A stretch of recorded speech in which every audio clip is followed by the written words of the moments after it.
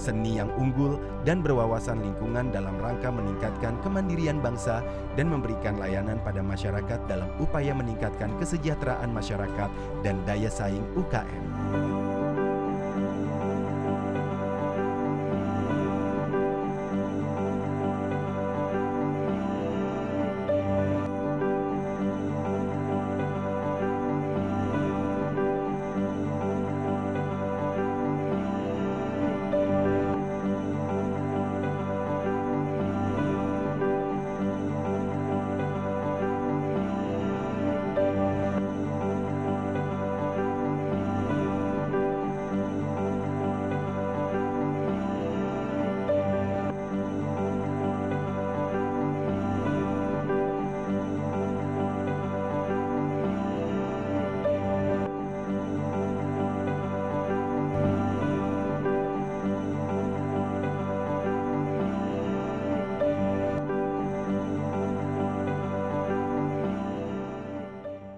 Di dalam kegiatan akademik, Universitas Pancasila menyelenggarakan program vokasi, program sarjana, program profesi, program magister, dan program doktor yang tersebar di 7 fakultas dan sekolah pasca sarjana.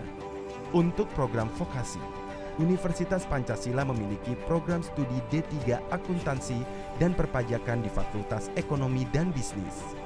Program studi D3 Pemasaran dan Distribusi di Fakultas Farmasi. Program studi D3 Teknik Elektro, Teknik Mesin di Fakultas Teknik. Untuk program sarjana, Universitas Pancasila memiliki program studi S1 Manajemen dan Akuntansi di Fakultas Ekonomi dan Bisnis. Program studi S1 Farmasi di Fakultas Farmasi. Program studi S1 Teknik Arsitektur, Teknik Elektro, Teknik Informatika, Teknik Sipil, Teknik Mesin, dan Teknik Industri di Fakultas Teknik. Program studi S1 Ilmu Hukum di Fakultas Hukum, program studi S1 Ilmu Komunikasi di Fakultas Ilmu Komunikasi, program studi S1 Psikologi di Fakultas Psikologi, program studi S1 Pariwisata di Fakultas Pariwisata. Untuk program profesi, Universitas Pancasila memiliki program profesi apoteker. Untuk program magister, Universitas Pancasila memiliki program studi S2 Magister Manajemen dan Akuntansi, program studi S2 Magister Ilmu Kefarmasian, program studi S2 Magister Teknik Mesin, program studi S2 Magister Ilmu Hukum dan Kenotariatan. Untuk program doktor, Universitas Pancasila memiliki program studi S3 Doktor Ilmu Ekonomi dan Doktor Ilmu Farmasi. Sebagai salah satu bentuk implementasi Tridharma Perguruan Tinggi, Universitas Pancasila berperan aktif dalam berbagai penelitian dan kegiatan sosial, bermasyarakat, dan berpancasila. Kegiatan pengabdian pada masyarakat melibatkan dosen dan mahasiswa secara aktif dalam mendharma baktikan ilmunya sebagai bentuk kepedulian meningkatkan kesejahteraan masyarakat. Selain kegiatan akademis, Universitas Pancasila juga memberikan ruang untuk berbagai kegiatan non-akademis yang mendukung peningkatan soft skill mahasiswa. Melalui beragam unit kegiatan mahasiswa, para mahasiswa dapat memilih kegiatan yang diminatinya. Dengan keseriusan para mahasiswa, unit kegiatan mahasiswa ini seringkali mendulang prestasi di bidangnya baik di tingkat regional, nasional, maupun internasional. Universitas Pancasila juga membangun kerjasama dan kemitraan dengan berbagai pihak, sehingga membuka kesempatan pada mahasiswa untuk mengenal dunia kerja, menambah wawasan, dan mengembangkan diri sehingga siap dalam menghadapi persaingan global. Universitas Pancasila memiliki 2 kampus yang berlokasi sangat strategis di Jakarta Selatan dan Jakarta Pusat. Untuk program vokasi, sarjana dan profesi baik kelas reguler maupun reguler khusus berlokasi di Srengseng Sawah, Jagakarsa, Jakarta Selatan. Dan untuk program magister dan doktor berlokasi di Jalan Borobudur nomor 7, Jakarta Pusat. Universitas Pancasila, a place to create your success.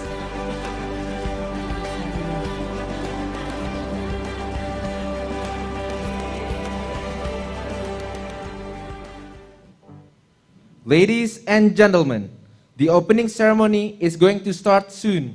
Please be seated.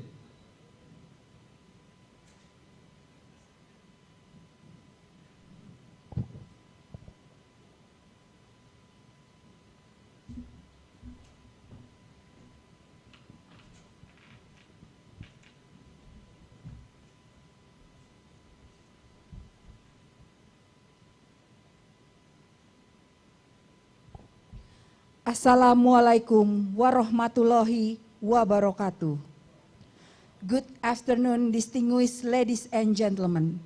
We are delighted to welcome you to the opening ceremony of Pancasila International Symposium on Human Rights and COVID-19, understanding the role of clinical legal education in Asia and lessons from Europe, and the launching of legal clinic at Faculty of Law Pancasila University. We warmly welcome the guests who attended in this room. The Honorable Bapak Profesor Dr. Edi Pratomo, SHMA, as the Dean of Faculty of Law Pancasila University. Bapak Dr. Insinyur Budi M. Suyitno, IPM, as the Dean of Faculty of Engineering Pancasila University, and also the honorable participants who attended the symposium this afternoon. Please allow me to welcome the distinguished speakers who joined virtually via Zoom meeting. The Honorable Bapak Profesor Dr. Edi Hendratno, SH, MSI, FCBIRB, as the Rector Pancasila University. His Excellency Bapak Arif Hafaz Ogroseno, as the Ambassador Extraordinary and Plenipotentiary of the Republic of Indonesia to the Federal Republic of Germany. Mr. Bruce Aleski, as Director of BAPSICLE from Law PDR. Ms. Rea Roy Mamen from Ramayah College of Law in Bengaluru, India. Mr. Jose Maria J. Hoflena, as the Dean of Ateneo de Manila University School of Law, Philippines. Ibu Dr. Kunti Tri Dewianti, SHMA, from Faculty of Law Pancasila University, Indonesia. And Bapak Dr. Uli Parulian Sihombing, SHLLM, from Indonesian Legal Resource Center, Indonesia. We would also like to welcome our moderator for today's symposium, Mr. Ambassador Mulya Wirana, SH, as the Vice Head of International Office, Pancasila University. Before we start today's event, please let us first read the rules. First, to all the honorable guests and participants who are present in the room, please turn off your mobile phone or put it in silent mode during the event. Second, to all the honorable guests, participants who attended virtually via online Zoom meeting, please turn on the video and also turn off the mic during the event. Third, the presentation and discussion session will be guided by our moderator, Mr. Ambassador Mulya Wirana, SH, as the Vice Head of International Office, Pancasila University. Fourth, for all the honorable participants who joined virtually via online Zoom meeting, please fill in the presents given by the committee via the chat box. Without any further ado, let's start the first session of this event, which is introductory remarks from the Dean of Faculty of Law Pancasila University.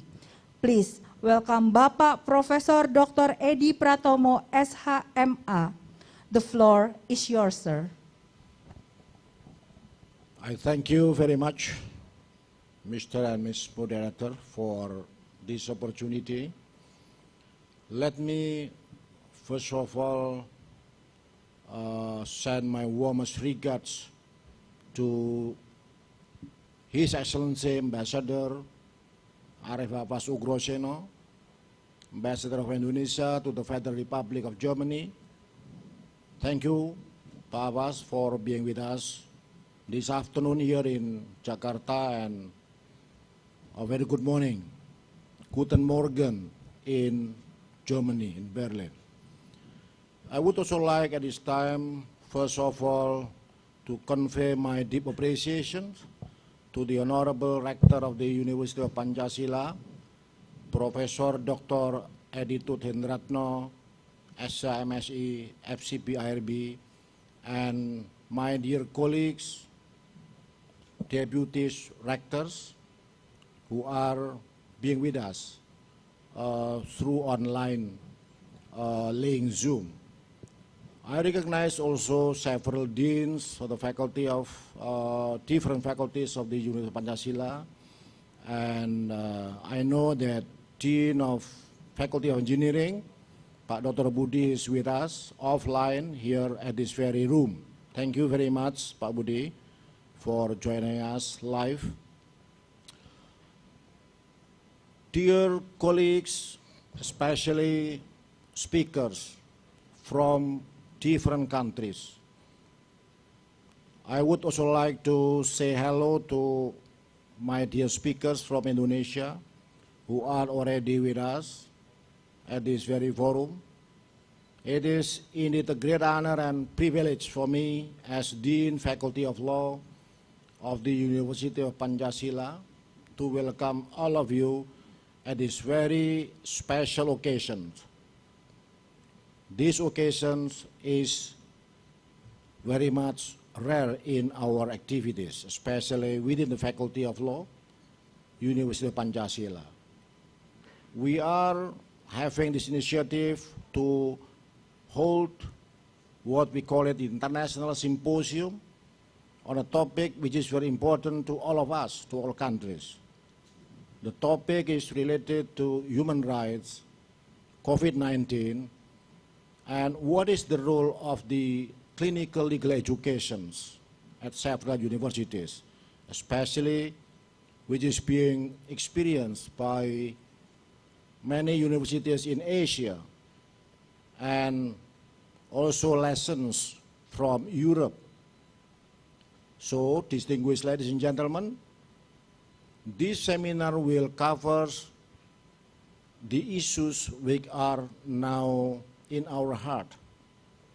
Since the COVID-19 is affecting very much the human life, especially their fundamental freedom to move, their fundamental freedoms to have a right to education, the right to food, and the right to development. It is very much impacted by this pandemic. It is an international call for all of us through this university, this faculty especially, to invite many different dignitaries, speakers from around the world.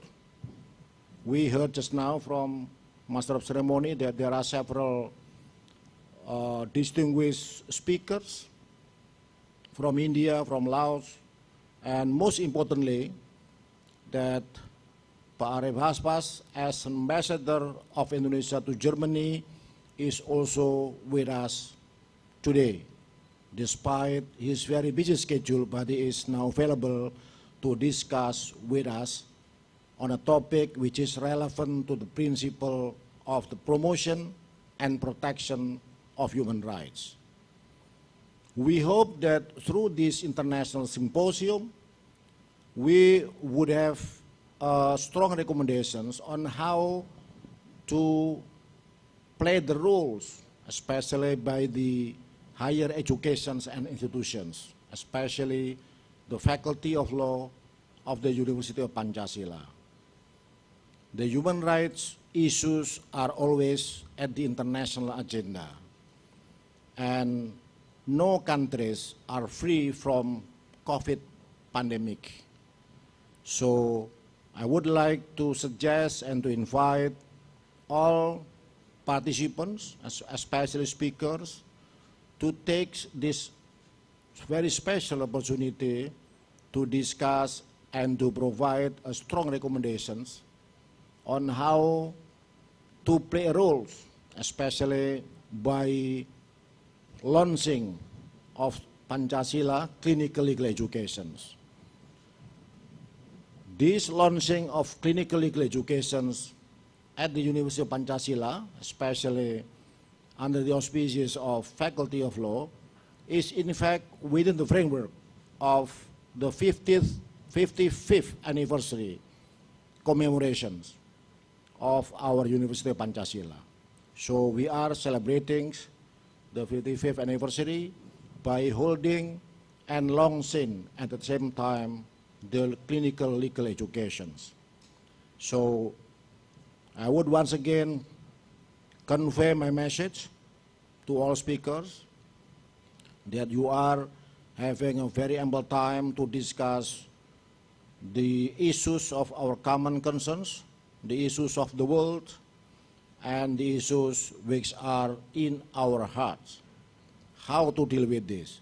Not only the role of the clinical legal educations, but the role of lawyers, the role of lecturers, the role of practitioners. That's why we are also inviting many different organizations, institutions, both private and government officials, to join together hand in hand on how to deal with these very important issues by playing the role of the universities in Asia and also in Europe. Once again, I would like to convey my special thanks and gratitude to all of you, especially my dear colleagues from the University of Pancasila and also different speakers from across the countries. I thank you once again, and I would like now by saying Bismillahirrahmanirrahim to open this very important international symposium. And at this very good time, I would like to say thanks, special gratitude to my rector, Professor Edi Tut Hendratno, for being with us to deliver his speech at this very important seminar. Pak Rektor, we would like to be very happy if Pak Rektor will provide us arahan advice on how to deal with the role of our clinical legal educations at our faculty at the University of Pancasila. I thank you once again. Wassalamualaikum warahmatullahi wabarakatuh. Alles klar and dankeschön. Thank you very much. Please give applause to Pak Profesor Dr. Edi Pratomo, SHMA. Thank you very much, sir, for the opening speech. And now, we are going to listen to the opening remarks from the Rector of Pancasila University. Ladies and gentlemen, please welcome Bapak Profesor Dr. Edi Tut Hendratno, SH, MSI, FCBIRB. The screen is yours, sir.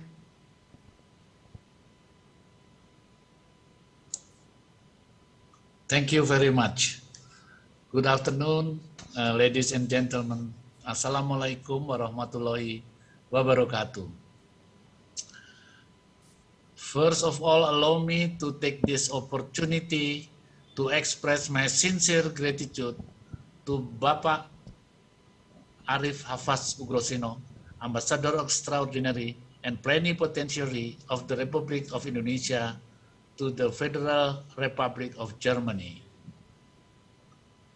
We met one time, long time ago in Jakarta, Pak Dubes, if you remember.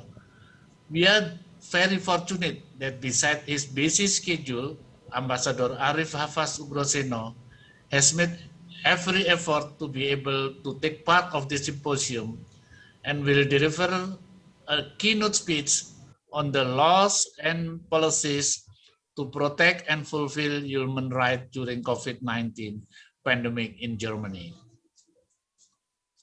This symposium is held by the Faculty of Law, University of Pancasila, as part of the series of events conducted in our campus to commemorate the 55th anniversary of the Universitas Pancasila. My deep appreciation and gratitude to Ambassador Professor Dr. Edi Pratomo, SHMA, Dean of the Faculty of Law, University of Pancasila, who has initiated the symposium with the topic Pancasila International Symposium on Human Rights and COVID-19 Pandemic Understanding, the Role of Clinical Legal Education in Asia and Lesson from Europe, in which this theme is touching upon and will discuss the very current issue relating to COVID-19 pandemic from the human rights perspective. I am also delighted and thankful to our distinguished college. First, Dato Associate Professor Dr. Johan Samsudin bin Haji Sabaruddin, Dean of the Faculty of Law, University Malaysia, Malaysia. Halo Dato, Assalamualaikum Dato. Second, Dr. Rea Roy Mamen, Assistant Professor, Law Ramaya College of Law, Bengaluru, India. Mr. Jose Maria Hovilena, LLB, LLM, Dean of Ateneo de Manila University School of Law, Manila. And the fourth is Mr. Bruce Lasky, GD, LLM, Director of Bridges Across Border Southeast Asia Community Legal Education Initiative, Chiang Mai, Thailand.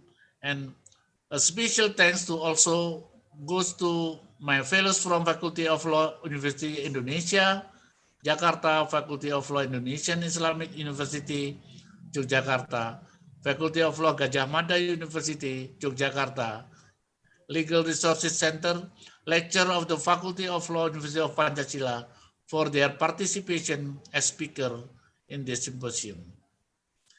The main objective of the symposium are to identify human rights issues during the COVID-19 pandemic and to share experiences regarding the implementation of clinical legal education in Southeast Asia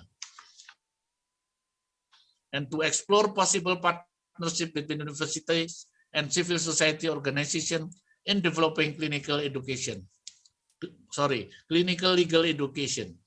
And last, to introduce clinical legal program of Faculty of Law, University of Pancasila.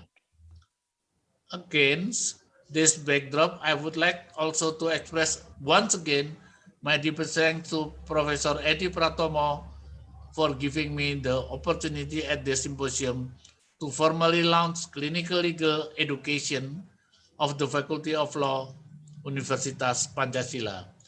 The CLE aimed not only to teach skills and instill commitment to the students and lecturers, but CLE is also synonymous with an access to justice goal, particularly to the vulnerable groups. I'm very confident that by holding this international symposium, the Law Faculty of Pancasila will not only gain knowledge and experiences from these distinguished fellow speakers, but we can also make use this symposium as a means in further expanding cooperation and partnership with the colleagues from abroad as well as colleagues from Indonesia. Before I conclude my remarks, let me extend my sincere hope that you will enjoy the symposium, and I'm very happy, much grateful to all of you, distinguished guests, speakers, and participants, for your tremendous support which makes his symposium possible. To Bapak Ambassador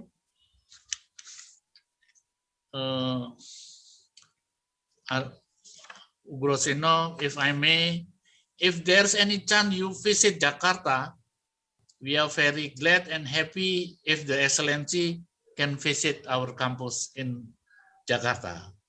Thank you very much for your participation. Wassalamualaikum warahmatullahi wabarakatuh.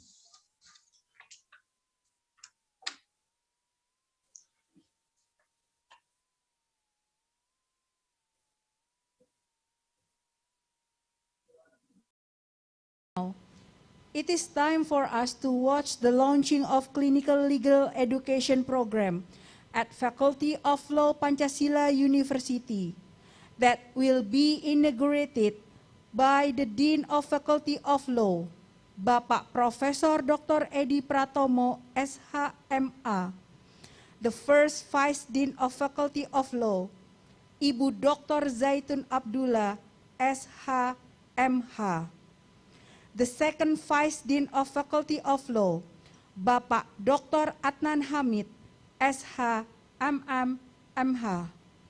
and the Coordinator of PKKM Faculty of Law, Ibu Dr. Mirna Asafitri, SHMH. by pressing the button. Would you please come forward to press the button together, sir, ma'am?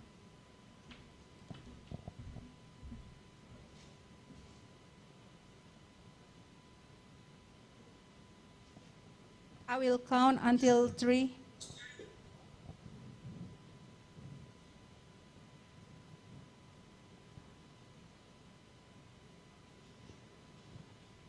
One, 2, 3.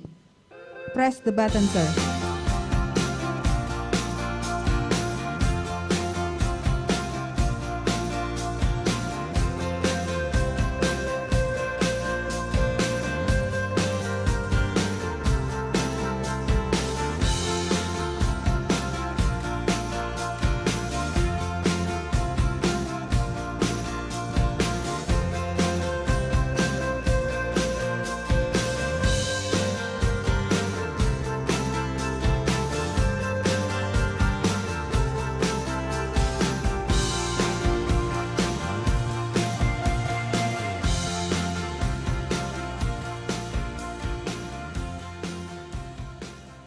In 2021, the Faculty of Law of Pancasila University obtained a grant from Indonesian government. In this regard is the Ministry of Education, Culture, Research and Technology. One of the activities that carried out under the PKKM program is to develop the clinical legal education. This is a new program of our faculty. However, we believe that through the clinical legal education, we can ask the lecturer and also the student to develop research and also internship that can contribute to develop the access to justice in Indonesia and also to respond to the global issues. My name is Professor Edi Pratomo. I am Dean of Faculty of Law, University of Pancasila. I would like to highlight several developments, especially with regard to the 3 different factors of global challenges that we are facing today. Number 1 is Industrial Revolution 4.0. Number 2 is COVID-19. And number 3 is climate change. Those 3 issues are now very much influencing our life, especially within the framework of legal system in Indonesia, as well as also at the different level of communities of the world. So we need to try to adjust ourselves. We need to have a paradigm shift on how to respond to these global challenges for the benefit of our people in Indonesia. And in this context, we need to revise, we need to adjust our curriculum in order to be able to respond directly to the challenges that we are facing today because of that disruption. And in this connection, it is very important to note that the government of Indonesia has given a very smart policy, especially initiated by the Ministry of Education, Culture, Research and Technology, in the framework of launching a very good program, namely the independent campus programs, who will provide all students and lecturers to have their activities outside their campus. They can be in domestic level as well as international level. They need also to collaborate with more university partners in Indonesia and also abroad. And in this regard, the Faculty of Law of the University of Pancasila is now implementing very consequently that program, independent campus program, to provide our students and lecturers to have a sense of how to adjust themselves into the concrete life of people in Indonesia, to get directly the hard skill as well as soft skill, so that when they graduate from the university, they will be very easy to adapt with themselves into the social life of Indonesian communities. In these connections, ladies and gentlemen, I think it is now the time for our faculty to establish what we call legal clinic educations, which may respond to the global challenges.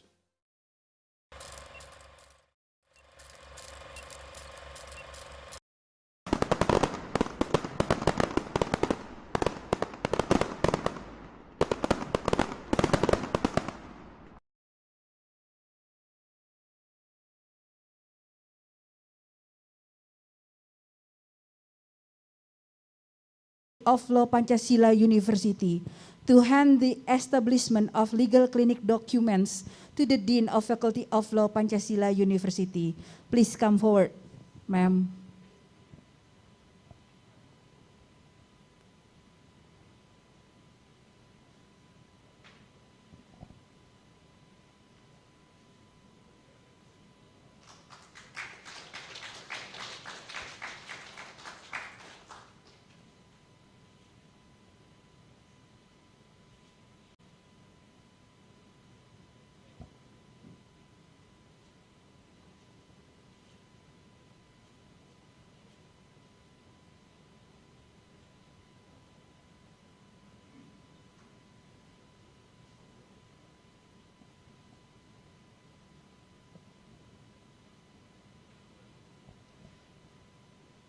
We are now continuing our symposium to the next agenda, that is to pay our attention to the keynote speech which will be delivered by His Excellency Bapak Arif Hafaz Ogroseno, the Ambassador Extraordinary and Plenipotentiary of the Republic of Indonesia to the Federal Republic of Germany. The screen is yours, sir.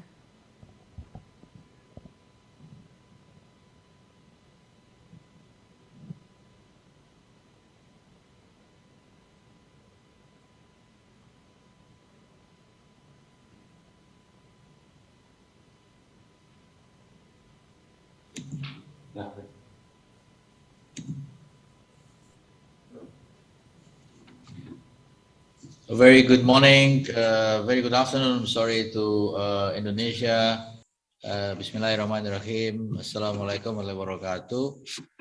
Let me first of all extend my deepest appreciations and thanks to Bapak Rektor of Universitas Pancasila, Professor Hendratno, and also, of course, the Dean of Law Faculty of Universitas Pancasila, Professor Edi Pratomo, my dear brother, and also greetings to colleagues in Indonesia, the Deputy Rectors, Pak Budi, Prof. Budi, and also other speakers who are here today in this Zoom meeting. Let me also take this opportunity to extend our congratulations to the establishment and launching of the legal clinic of the Law Faculty of Pancasila University. I believe this is a very good initiative. It's an excellent initiative that will give the opportunity to students to work even more, to be part of the global conversation as well. And hopefully the legal clinic could also become part of the training for the students to compete in a global legal moot court competition, such as the Jessup's moot court or any other moot court that are available today in the world. I would like to give my presentations in two parts. The first part is on the policy that the German government has already taken in developing the approach to COVID issue. And the second part is the human rights impact, not only coming from German experience, but also coming from different countries and looking at a different approach done by different countries in addressing this issue in relation to human rights, of course. And lastly, I would like to offer suggestions for University of Pancasila and other universities who are here across the regions, and maybe this could become an idea that you could all consider. Human rights in this time in the pandemic issue is a very important issue, I believe, because of at least three different matters. The first one, the pandemic directly affects fundamental rights. It was mentioned before by Professor Edi Pratomo earlier on, the type of human rights that are directly impacted by the COVID pandemic. The second one is that, unfortunately, these human rights issues are not always discussed in the much more comprehensive manner. It was discussed in some aspect of it, maybe in the UN forum, maybe in some discussion forum, but not really as part of government policies, either at national level, regional level, or even at global level.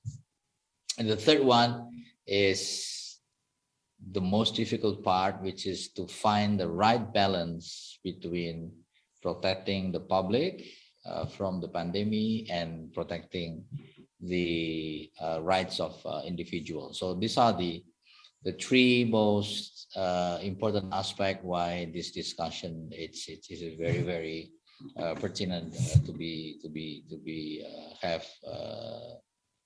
had these days. So there are a couple of important aspects, I believe, when we talk about the situation in Germany. Let me talk about the facts of the infection first. There are 4.4 million people infected in Germany.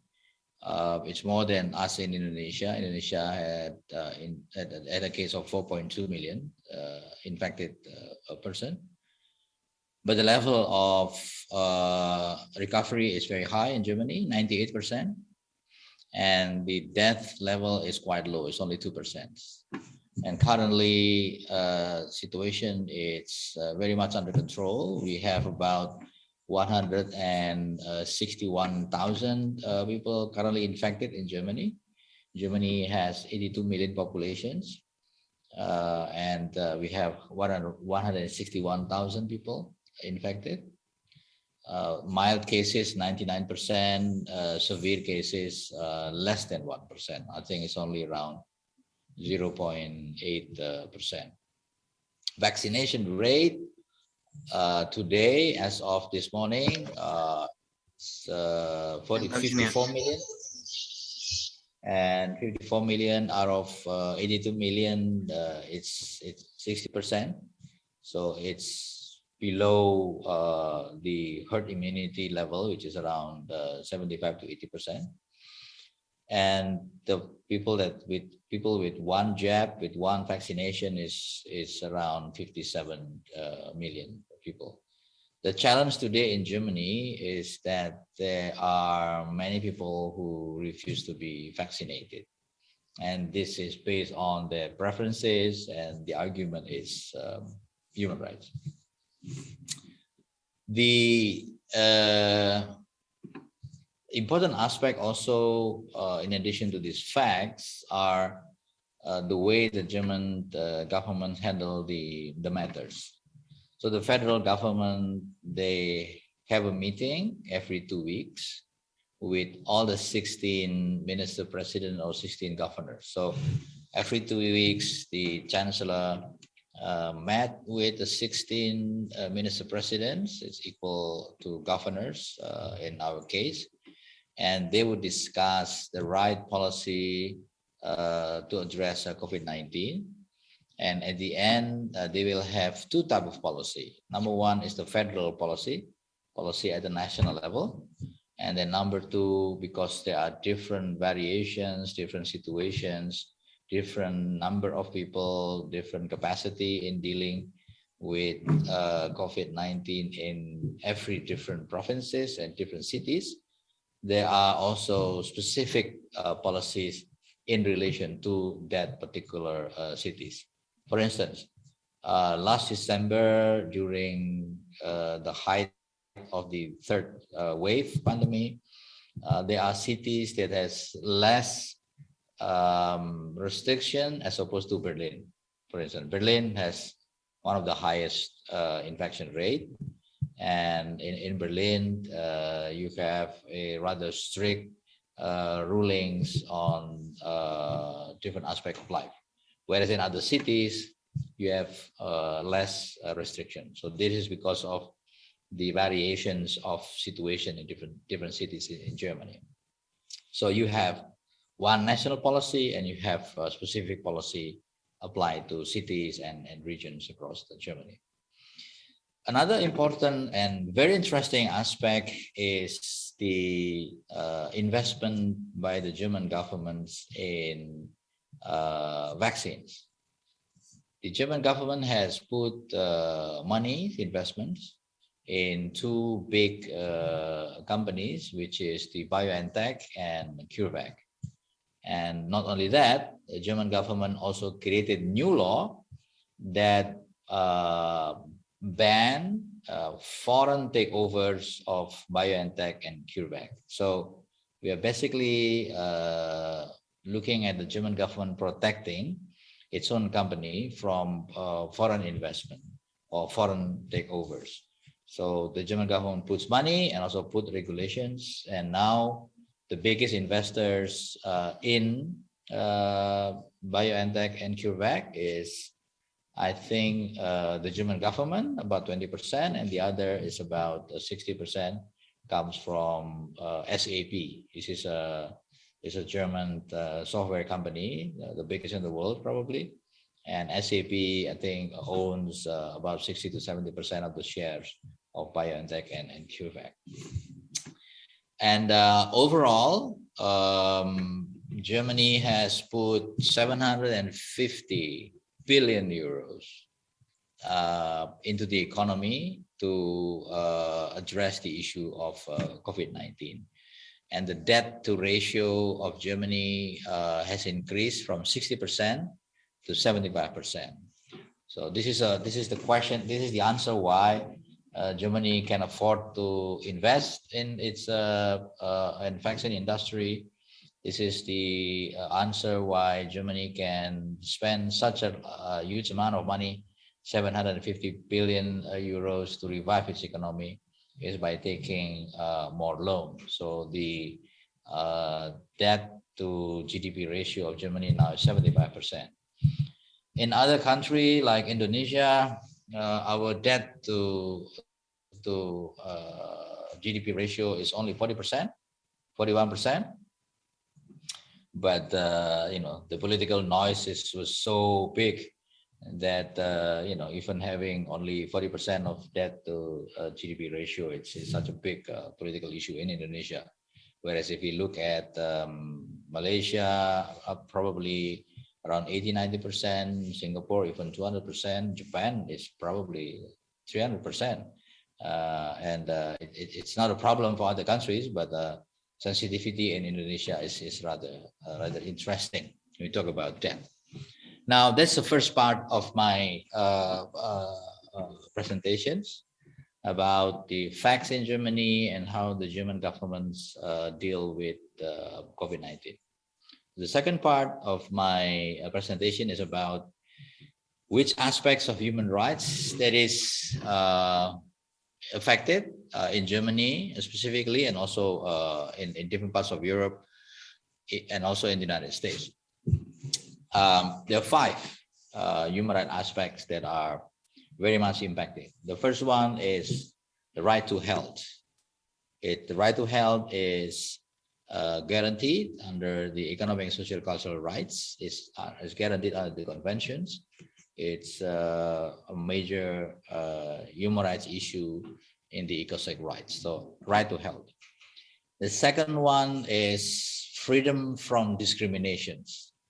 Discrimination in terms of health services. So this is another important issue. So freedom of discriminations in health services, freedom of movement, another important issue impacted, freedom of opinions, and political rights, civil and political rights. So these are the five human rights aspects that are being impacted very much here in Germany, as well as probably around the world.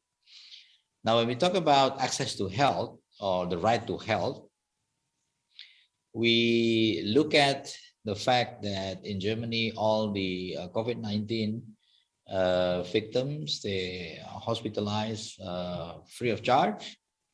PCR test was done free of charge. Schnell test or rapid test or antigen test is free of charge. Okay. So if I want to go to restaurant, for instance, in the past, I've been vaccinated, free of charge, of course, but still they require for antigen tests. So then we can go to any centers and get a test for free. So it's part of the access to health policy to fulfill the right to health of German people. Free vaccinations, okay, in Germany, and this has been done since the beginning of the vaccines launch, and free vaccine will continue to be the policy in Germany. So this is a very important aspect also in access to health. And vaccination, of course, is not obligatory, but I will discuss this particular aspect at the end of my presentations. Now, despite of the fact that access to health I think it's very much guaranteed here in Germany, that the right to health is very much respected, and the capability of German government, German hospitals in dealing with patients are, I would say, number one in Europe. During the height of the third wave, Germany received patients from Italy, from Belgium, from France. Germany brought in patients from different countries in Europe with its A400 military plane to be treated here in Germany. So that, I think, is a very clear example that in Germany, the right to health is very much respected. However, the Federal Anti-Discriminatory Agency, or FADA, has received complaint, and so far there are around 300 complaints of discriminations in health services. So the majority would be discrimination based on race. There are a number of Asian-looking people, not necessarily Chinese, but Asian-looking people, Vietnamese, Southeast Asians, who were refused health services because of the race. So this is one big complaint that was launched against several hospitals. And second one is the disabled people. They also felt that they were not treated equally. This is also launched against the several hospitals. Those who have chronic diseases, they claim they are not being treated equally, and this is also being launched against several hospitals. And several aging people, senior citizens, they were not treated also equally. So these are the issue of freedom of discriminations in health services that also came up in Germany. The third one is freedom of movement.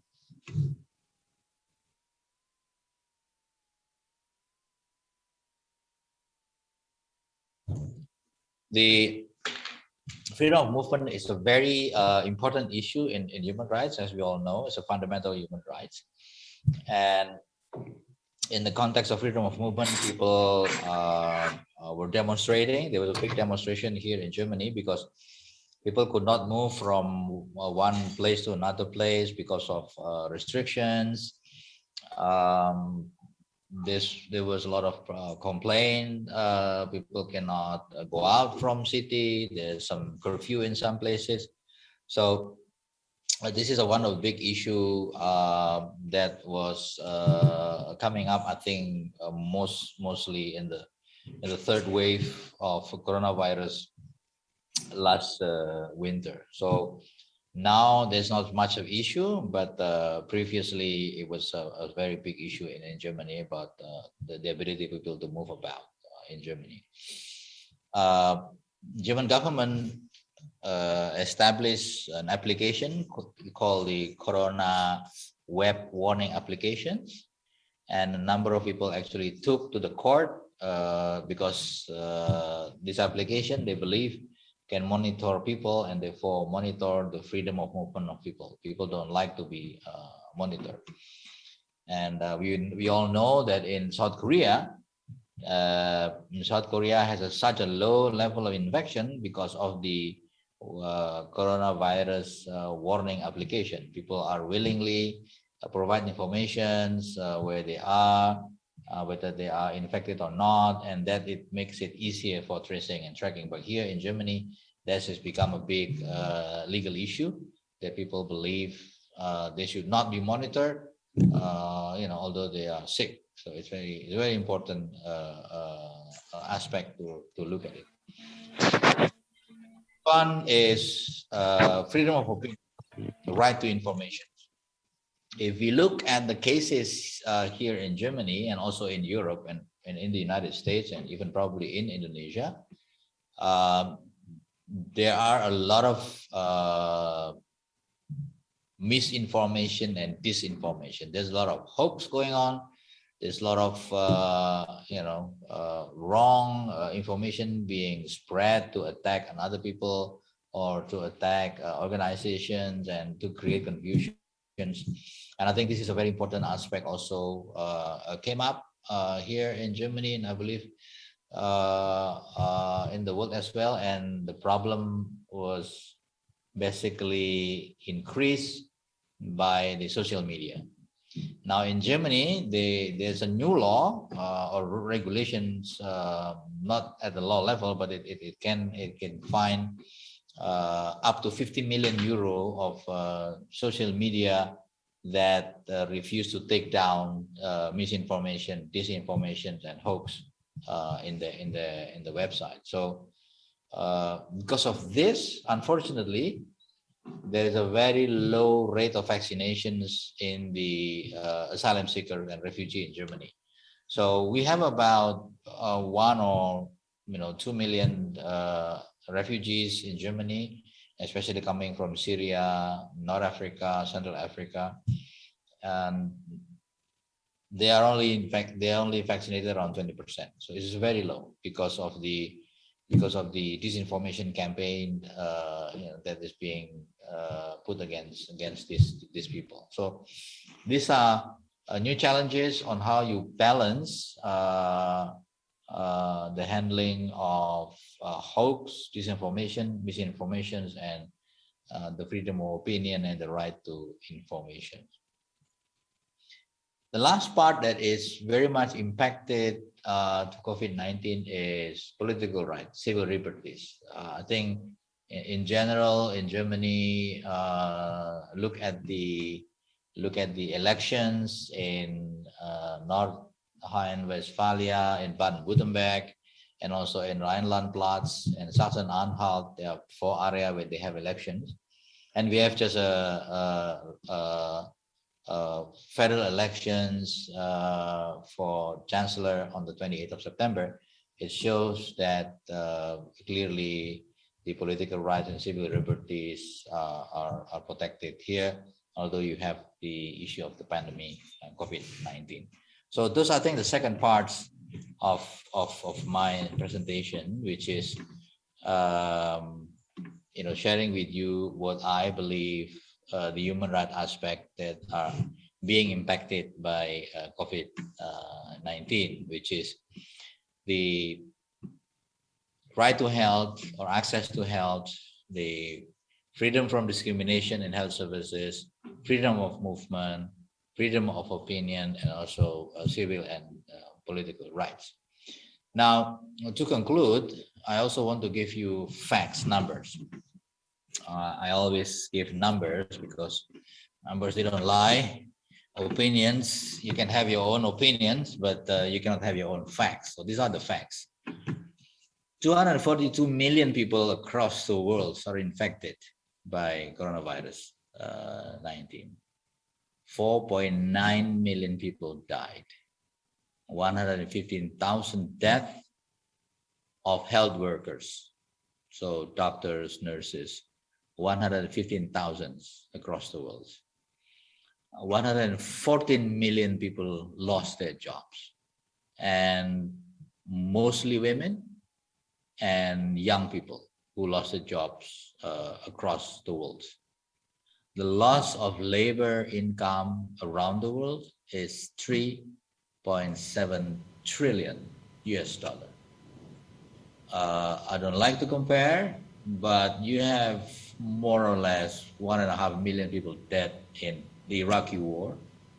So you have 4.9 people dead, 4.9 million people died because of COVID. The worst situation in Southeast Asia, Indochina, Pol Pot, 2.5 million people died because of Pol Pot.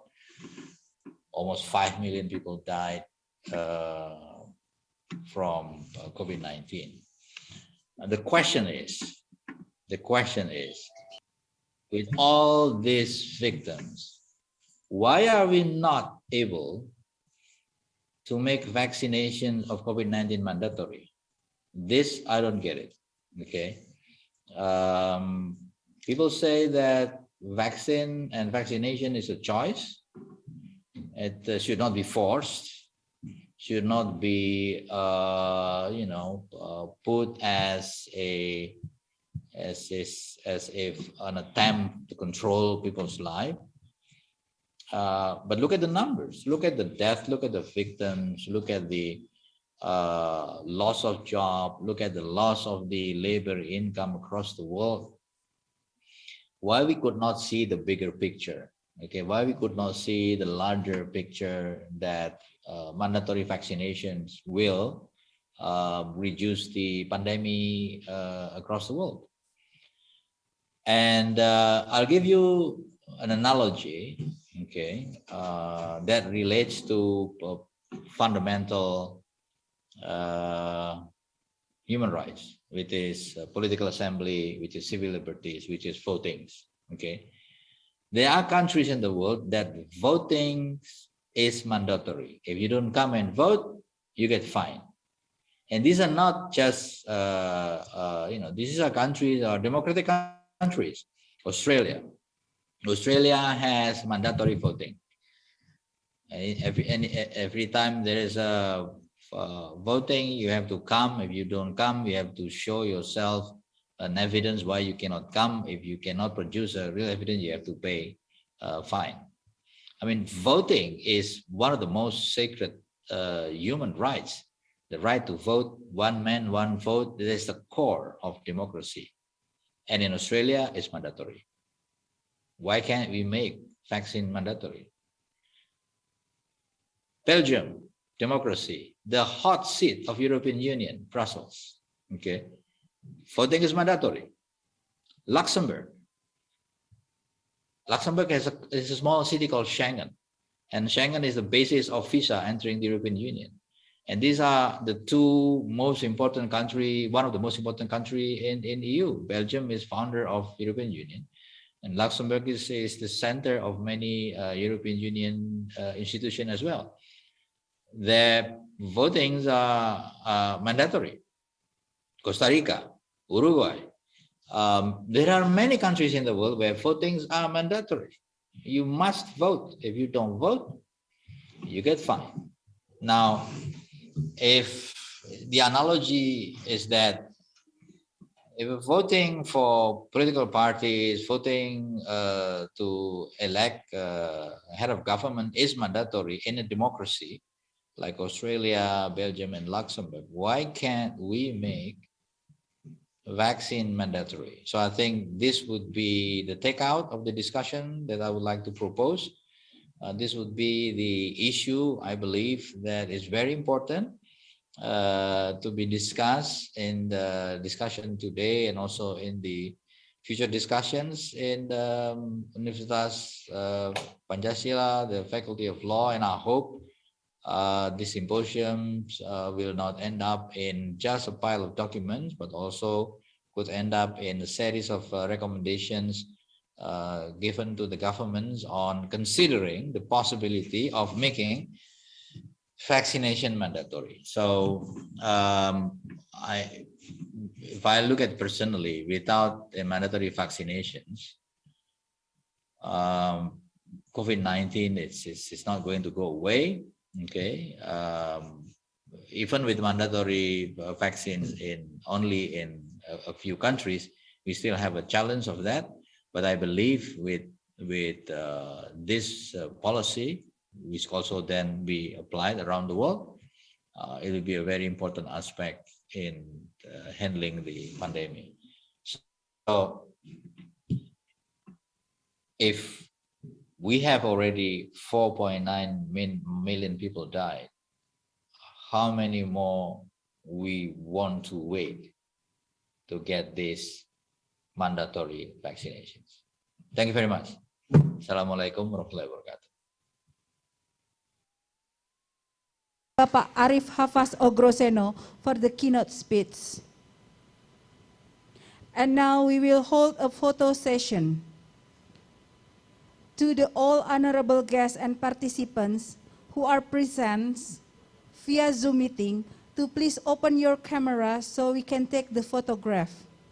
And to all the honorable guests, Bapak Profesor Dr. Edi Pratomo, Bapak Dr. Insinyur Budi Suyitno, Bapak Haris Nugroho, Bapak Dr. Uli Parulian, and the Vice Deans of Faculty of Law Pancasila University, also Mr. Ambassador Mulya Wirana, to come forward to take photo. To come forward to take photos, sir, ma'am. And also Ibu Dr. Mirna Safitri, as the coordinator of PKKM, Faculty of Law Pancasila University. Please come forward.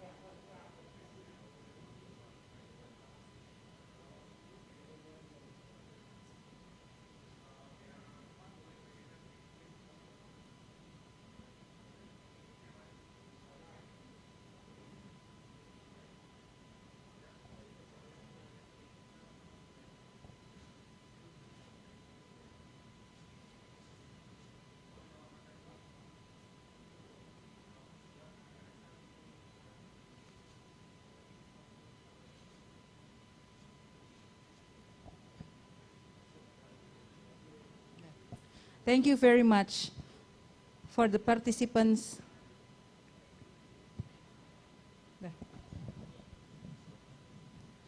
And now, we'll be entering to the main agenda. The presentations by the speakers, both from within and outside the country, who will be guided by Mr. Ambassador Mulya Wirana SH. We would like to remind all participants, both in the room and in the Zoom meeting, to continue to comply with the rules. To Mr. Mulya Wirana, we would like to kindly invite you to guide the event. The floor is yours, sir.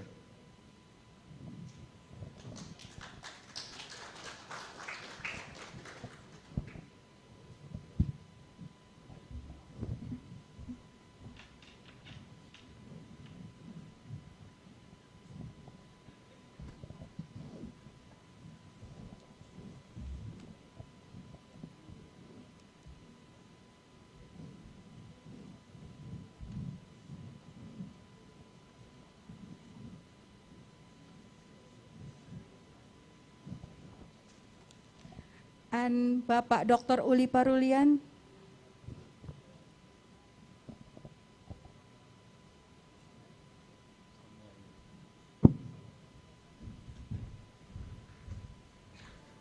Bismillahirrahmanirrahim. A very good afternoon to all the participants in this room and also those who are watching in the Zoom. Assalamualaikum warahmatullahi wabarakatuh. The Honorable Professor Editut Endratmo, the Dean, the Director of the University of Pancasila,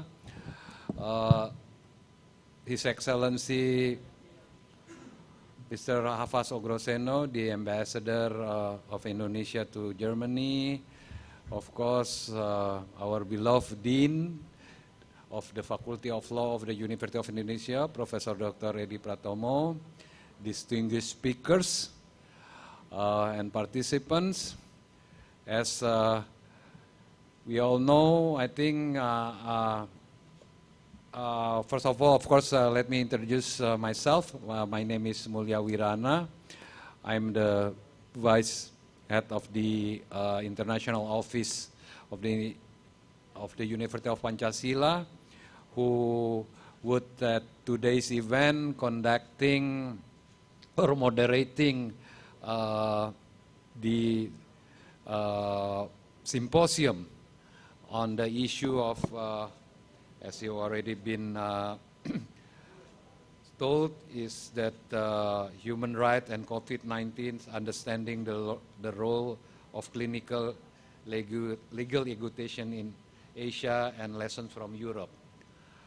I think I don't have to repeat again. I think from the previous speakers, starting from the rector, the dean, the ambassador has already mentioned how our life has been devastated by this COVID-19, and then how is also at the same time the dilemma to balance the protection of people from COVID-19 to the human rights is very illicit. If, for instance, you impose lockdown, that means no human rights. But if there is no lockdowns, perhaps there will be any human left. So this is the dilemma that we face. But of course, I know it's already late on the weekend. I will just go on. We have a list of speakers for this afternoon. Very prominent speakers. First, of course, I will start with Mr. Bruce Latsky, Director of PEPCRC from PDR Laos. He would give a presentation on the clinical legal studies movement in Southeast Asia, development and challenges during COVID-19 pandemic. And then the second speaker will be Ms. Rhea Roy Mamen from the Ramiah College of Law, Bengaluru, India. She will be giving a presentation on developing an experimental learning for law students to promote access to justice for vulnerable peoples, learning from India. And the third speaker will be the Honorable Jose Maria G. Hovilenya, the Dean of the School of Law of the University of Ateneo de Manila. And the fourth speaker will be Dr. Kunti Tridewayanti from the Faculty of Law of the Pancasila University. She will be giving a presentation in the role of social legal research to support clinical legal education. And last but not least, Dr. Uli Parulian Sihombing from the Indonesian Legal Resource Center. he will be giving CIOS University network to develop clinical legal education in Indonesia. So without further ado, I think he's already late, of course. I will be giving each of the speakers 15 minutes to deliver their presentations, and then we'll perhaps end up with a question and answer from all 5 speakers. So without further ado, allow me to give the floor to Mr. Bruce Lansky to give his presentation. The floor is yours, sir. Great, and thank you. And it's a real pleasure to be here. I think I need, just as a start, I think I may need, oh, no, I got it. I can share my, one moment, please. Let me just make sure I can share this here.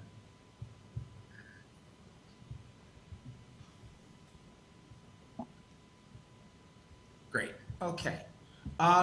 So it's a real pleasure to be here. I wish I was actually in Indonesia, where I have been many times for many years, assisting with the development of what we call is clinical legal education. But, you know, I'm not, and that's okay. I have been working in the area of clinical legal education for over 30 years, originally from the United States. And a lawyer from the United States, and then have worked as an educator, and through our organization have helped to build and strengthen clinical legal education programs in so many places. So great, we're here, and we talk about challenges, and we talk about COVID, and we talk about clinical legal education. But what we have been doing in the last year and a half, I don't know how many people can see me, and if you're all listening there, but can you all do this? Can you all just do this? Everybody, if I can see your hands, just do this. All right? Everybody just do this. And I want you to just turn it around, okay? Turn it around. Yep, great. Turn it around, 180 degrees. And I actually did this in Indonesia, I think in about 2012, when they started bringing in the legal aid into Indonesia, and we talked about challenges to legal aid and clinical legal education in Indonesia. And we talked about taking challenges and turning them around and creating opportunities. And we all could sit back and we could say, hey, yeah, wow, COVID has been a real challenge, and we get it. But that's not what I think we should be focusing on, and that's not what we have been focusing on. So if we look at the screen, if you look at the screen, can you see my screen? I see some of the other speakers. Can I get a thumbs up if you're seeing the screen? Do you see the food on the screen? Okay. So yeah, the food yeah, great. All right, great. So what is that? What is that? Now, I'm not sure if people are able to speak, if I'm able to hear, but I don't know if we can get it into the chat, and if we have access to people to put it into the chat, or in some way, or it's people just want to say, well, what are you looking at on the screen? Does anyone know what that is? Take a look at the screen. I can tell you it's spicy. It's a food and it's spicy. It's one of my faves. So, fried noodles? It's not noodles. Okay, it could be noodles, but it's not noodles, right? It's actually made from, good, okay, that's a good question. It's made from papaya, okay? And I know you have some of this in the Philippines and in Indonesia. I'm not sure about Germany. Take a look a little closer. It's made from papaya. Yes. So in Thailand, where I also work, we call it samtam. And in Laos, it's called, where I'm based now, it's called tamahum, which is, it's spicy papaya salad. All right, so that's it. All right, so the best way to think about, working with Sealy, I always talk about food. And This is spicy papaya salad, and I'm sure in all of your countries you have something similar to this. You may put blanchan in it, but this is a symbol. This is a symbol. Everybody look at it again. This is a symbol of both CLE and challenges and ways to overcome. A few weeks ago, we had the 10th Asia Pro Bono Conference. It was held virtually. The year before it was held virtually, and before that, it was held physically in many countries, including Indonesia. In 2016 or 2014, we held it in Bali. We can't hold it physically, we held it virtually. So this past 2 years, we've held it virtually. And we reached, with Facebook, we reached more than 500,000 people by having it being done virtually. And that is in part because of COVID. But when we did a session on clinical legal education, all right, everybody look back at the papaya salad, we'll look at the papaya salad. We had one of the deans at one of the universities in Laos describe CLE in Laos. And we said, look, if you're going to describe what it is, we had people from Thailand, we had people from Indonesia, we had from Pasundan University in Bandung, we had Indonesia, we had Laos, we had a number of different countries, we had Singapore. We said, everybody bring a food. Bring a food that describes your CLE program. And one of the deans in Laos where we're working brought the papaya salad, and he used this photo. He used this photo. And we said, why and how does this describe your CLE program in Laos, or CLE? And he says, you know, it's different everywhere you go in Laos, but there are core parts to it that you have to have papaya. It's got to be spicy. But in some place you may put crab in or shrimp. So depending on where you are, it's different and it's the same. And that's the thing about clinical legal education is it's different and it's the same, and it changes. It changes. And it's flexible. And that's how we've been doing this. We've been going like this one more time. Everybody go like this one more time. We've been taking challenges and turning it around. We've been creating opportunities. CLE in Laos and throughout Southeast Asia and Asia where we've been working, we've been doing so much stuff virtually to connect people up. And in so many ways, they never would have been connected without that. A month ago, we had a national CLE exchange in Laos. We had 6 universities. It's 100% of the universities in Laos, 100%. And virtually, we connected up everybody doing CLE in all 100% of the universities. And they had an exchange, and it was 3 days. And I can tell you it was probably one of the best exchanges that we've had, because they were engaged, they went into breakout rooms, they weren't worried about traveling and all this other stuff. We did it very inexpensively, because a challenge can always be money. So didn't cost much money. We used Zoom, turned it around. So we created things virtually. In addition, a lot of the community outreach, one of the CLE programs in Laos and in many places has been community legal education or street law. Now, this is being done virtually in so many places. And just the other day, I spoke to universities in Indonesia, and I spoke to universities in Bangladesh to find out how they're doing this. So a way to go like this, challenges to opportunity, we've been connecting up and exchanging ideas and engaging on how to get communities to connect virtually.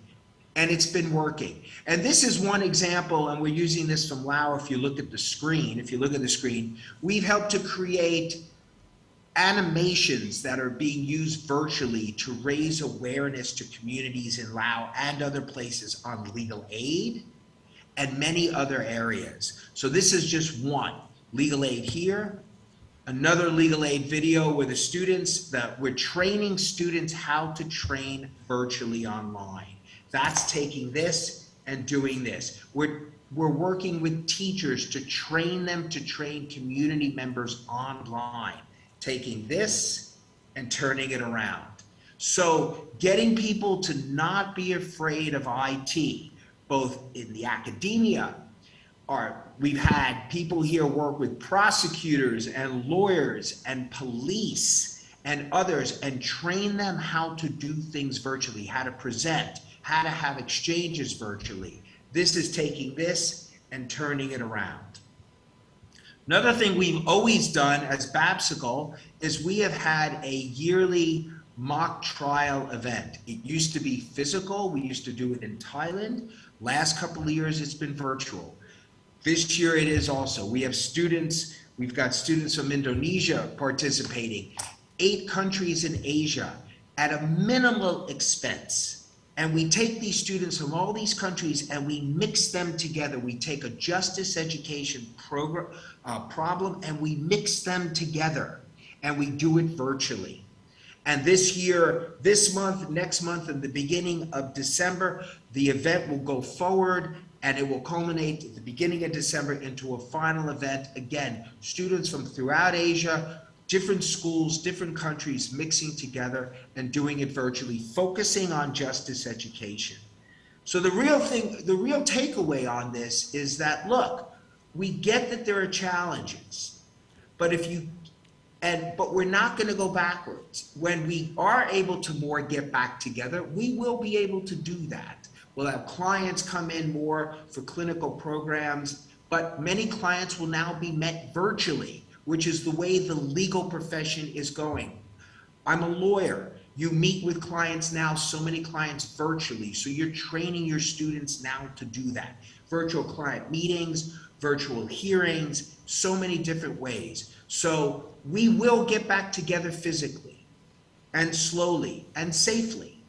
But at the same time, we're not going to go back. We're going to go forward and just keep thinking about taking the challenges and turning them around to opportunities. Don't say no. Say, how can I do it? I think that's kind of where I want to stop my presentation. And I'm hoping later on we will get more examples of, how this is being done. And I'm happy to answer information. Contact me. As I said, I've been doing this over 30 years. I'm learning from former students of mine of how they're doing it, and I'm passing this on to others to once again taking challenges and creating opportunities. Terima kasih. Thank you very much. Thank you. Thank you very much, Mr. Lasky. And now we come to the next speaker, Ms. Rhea Rolmamen. I give the floor to you, ma'am. Thank you so much for the opportunity. I'll just share my screen, then we'll take it from there. I hope this screen is visible. Okay. Yes. And I'm audible? I hope I'm audible as well. Yes. Yes. Thank you so much for such a wonderful opportunity. I would like to congratulate the university for holding such an important topic that's very relevant not only during the COVID times, but it's always been relevant through the set of education that we have faced, especially in terms of legal education. Because legal education has always faced a criticism of not preparing lawyers for the future. So I would like to share some experience from India, how we made attempts of engaging students in law school to connect to the society. We understand, as Professor Bruce Lee rightly pointed, where we are transforming our challenges to opportunities. In fact, COVID gave us an opportunity to explore multiple means that we thought we would never make an attempt to. Though we don't think online learning is going to stay, but definitely a hybrid mode, and that has opened up doors to multiple ways of connecting with people. It has opened multiple means of connecting to people. So from what I've been assigned to discuss with the forum, discuss with everyone here, is about developing an experiential learning in ensuring that law students promote access to justice for the vulnerable people, right? Especially citing some examples from India. All right, so the whole focus here is about ensuring access to justice through the classroom learning or through the law school education and engaging law students to ensure that the vulnerable society has access to justice. Now, I believe I do not need to set the context in place where all of us are aware about what access to justice refers to. At the international community or otherwise, the prime focus of law is to ensure justice attainment. Now, one of the biggest challenge that we face, or generally that's faced in society, is about how this justice reaches every nook and corner of the society. Say the privileged class is able to afford it. The diversification or the discrimination has increased, especially during the COVID times. So the idea of access to justice is very important to understand that everybody, every person from the society has an access to it. And especially in a country like India, where we are called ourselves as the developing nation, the majority of the population said to be under the poverty, it becomes very important to have this context set in place. So what we in India have is the source is from what we call as the Constitution of India, and we have certain provisions that directly refers to ensuring access to justice. So what it simply says is, see, if you have courts there, you have to ensure everyone has accessibility, affordability, and its availability to the class of society. So the courts have made efforts to bring it out in law to say that, yes, this must be done. Now, when the law says it must be done, now the question is, how can it be done? Because our country is huge with over 135 billion people, with 28 states, and it's a humongous place. Now the whole idea about was, now how are we going to get it effective?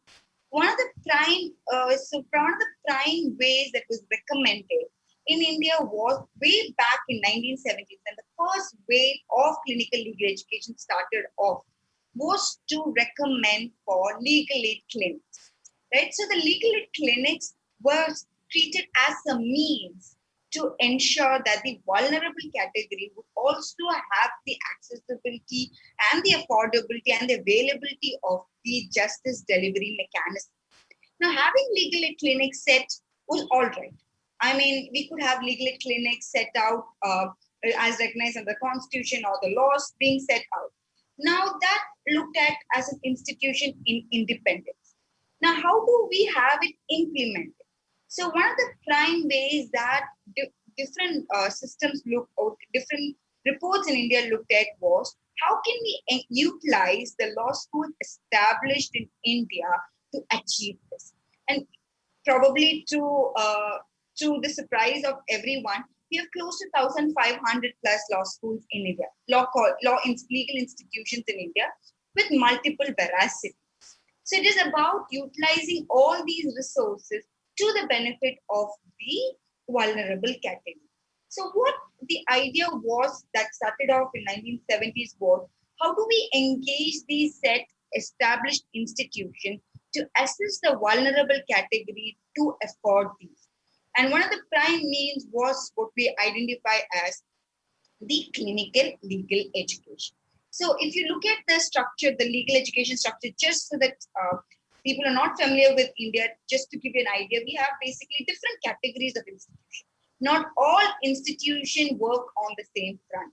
So we have certain institutions that are directly under the central government, some that's under the state government, some that is standalone institute, what we call as the national law universities. Then some we have as a private institutions, and some we have the deemed to be institutions. So the idea was, how are we going to engage the human resources? Because 1,500 say into 1,000 students. So you can do the math. The amount of human resources that go in, that gets transformed into utilizing those resources for the benefit of the vulnerable category. That is where the idea of clinical legal education came in. So over a period of time, there were different ways to look at how clinical legal education could be implemented. So what was understood was clinical legal education as twofold.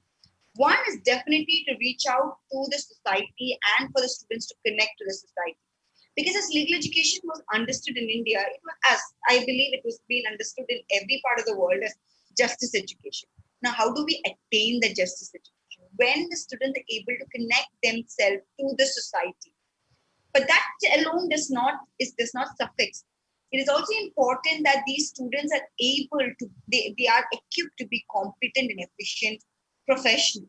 Now, how is that engaged? So that is where we have a larger component of experiential legal education, where the students have the opportunity to have a hands-on trial, reflect what they have learned, come back and share it or implement it or whatever they have grasped in a real life situation. Now, what the clinics in India was to, what the attempt that was made in multiple institutions in India was to see how well can we implement these major multiple components to the benefit of the society, in total. So that is where the legal aid clinic comes in. So this has a backing of the regulatory authorities, where we have the legal education rules of 2008 specifically mentioning that every institute or legal education institute in India must have a legal aid clinic. And what is interesting to note here is all the legal aid clinic must be led by the final year students. Now, I would like to give you an overview. Is in India, currently we have two forms of legal education. One is what we have the 3-year law course, and one we have the 5-year law course. So the 5-year law course is where we directly, immediately after the school, as in after your 12th grade, we directly enroll for law. And then we have the 3-year program where it's a postgraduate level course. So ultimately, the idea of the Bar Council, which regulates legal education in India, was to have the legal aid clinics run by the students, of course, monitored by the faculty members. So now through legal aid clinics, the idea was that students were taking the driving seat. And also they had requirement of having pro bono lawyers on the list who could address situation and how they could take care of the challenges that come by and likewise. So the current status is that most of the institutes have clinics established. Most of the institutions carry out awareness program, and they also have pro bono lawyers list indicated. It is also required that the clinics notify their presence in the community in a visible location so that the public has access to these clinics. Now, all this, there have been attempts that's taken to ensure this is done. Though at this, during the COVID times, there has been challenge about implementing it primarily because the digital divide also played a major role here. Because the idea was that most of them were physically required to attend the clinics and engage themselves in. But as it was seen over the time and we got used to the circumstances, as Professor Bruce Lee also rightly pointed out, how the videographs and videos awareness were engaged through their vernacular language, reaching out through pamphlets and others were also utilized. So with the overview, I would like to take you through some of the case studies that we have in India, maybe some of the examples where successful clinics have been engaged. So some of the successful clinics that has been identified is first, as we're all, you must be aware about the National Law School of India University is the Legal Services Clinic of National Law School of India University that's situated in Bangalore has engaged through various clinical activities. And some of the means that could probably taken as an example is first way is to be the knowledge partners to various non-governmental organizations. Say NGOs working for the benefit of the vulnerable community. So we have organizations working for the upliftment of women. We have organizations who are working for the rights of children. We have organizations who are working for the prison rights. We have different kinds of organizations working to the interest. Now what happens is ultimately all this has to have the backing of the law. So one of the prime these legal services clinic of various institutes work is to be knowledge partners to these kind of NGOs, where they engage to reach out to the vulnerable category. If I may just take an example here, is say for example, Domestic Violence Act. Domestic violence is a major concern. And while trying to protect the interest of women, how the law schools or the clinics of law schools work is to provide the correct or the background of the law, what are the remedies that's available to the NGO and to the vulnerable, to the particular category of people for their assistance. So that was one of the ways that was adopted of how clinics work. Second way, of course, the prime mode that goes to all law schools is about the literacy program. Legal awareness in school to children, to different communities, adopting villages, because we have communities who do not even know their rights exist. So before they enforce their rights, the first prime means was to engage by ensuring or making them aware about what their rights are, or also by extending support of getting certain documents or government documents, government IDs, access to government schemes, etc. The third means that they were engaged through is by engaging through research projects. Excuse. So research projects is which is funded by the government, where it can be about an impact study. It can be about an impact assessment study of a regulation or a law that is in place. Let's say, again, let me take the example of the domestic violence, or we have a law for the protection of children against sexual abuse. So what is the impact of POCSO after 5 years of its commencement? Are some of the kind of research project that has been adopted by the clinic to understand how the particular categories benefited by these services. And of course, the other ways is one of the major requirements of the clinic is to make them available. Now, one of the challenges that these clinics also face is that they do not have the power to settle disputes. So finally, dispute settlement goes back to the courts. But clinics have a provision where they are able to provide legal consultancy. So what the legal services clinic at NLS does is every day they open from 4 to 6 at a location that is accessible to the public. Anyone, any category of the society who has some legal issue is free to approach the clinic for consultation and advice. That they can be directed to a lawyer or pro bono lawyers who can afford cheap legal claims. From that, they've also made efforts to file public interest litigation at the interest of the vulnerable category. So those are some of the ways in which how law schools have worked to ensure that the legal clinics access or reach out to the vulnerable category.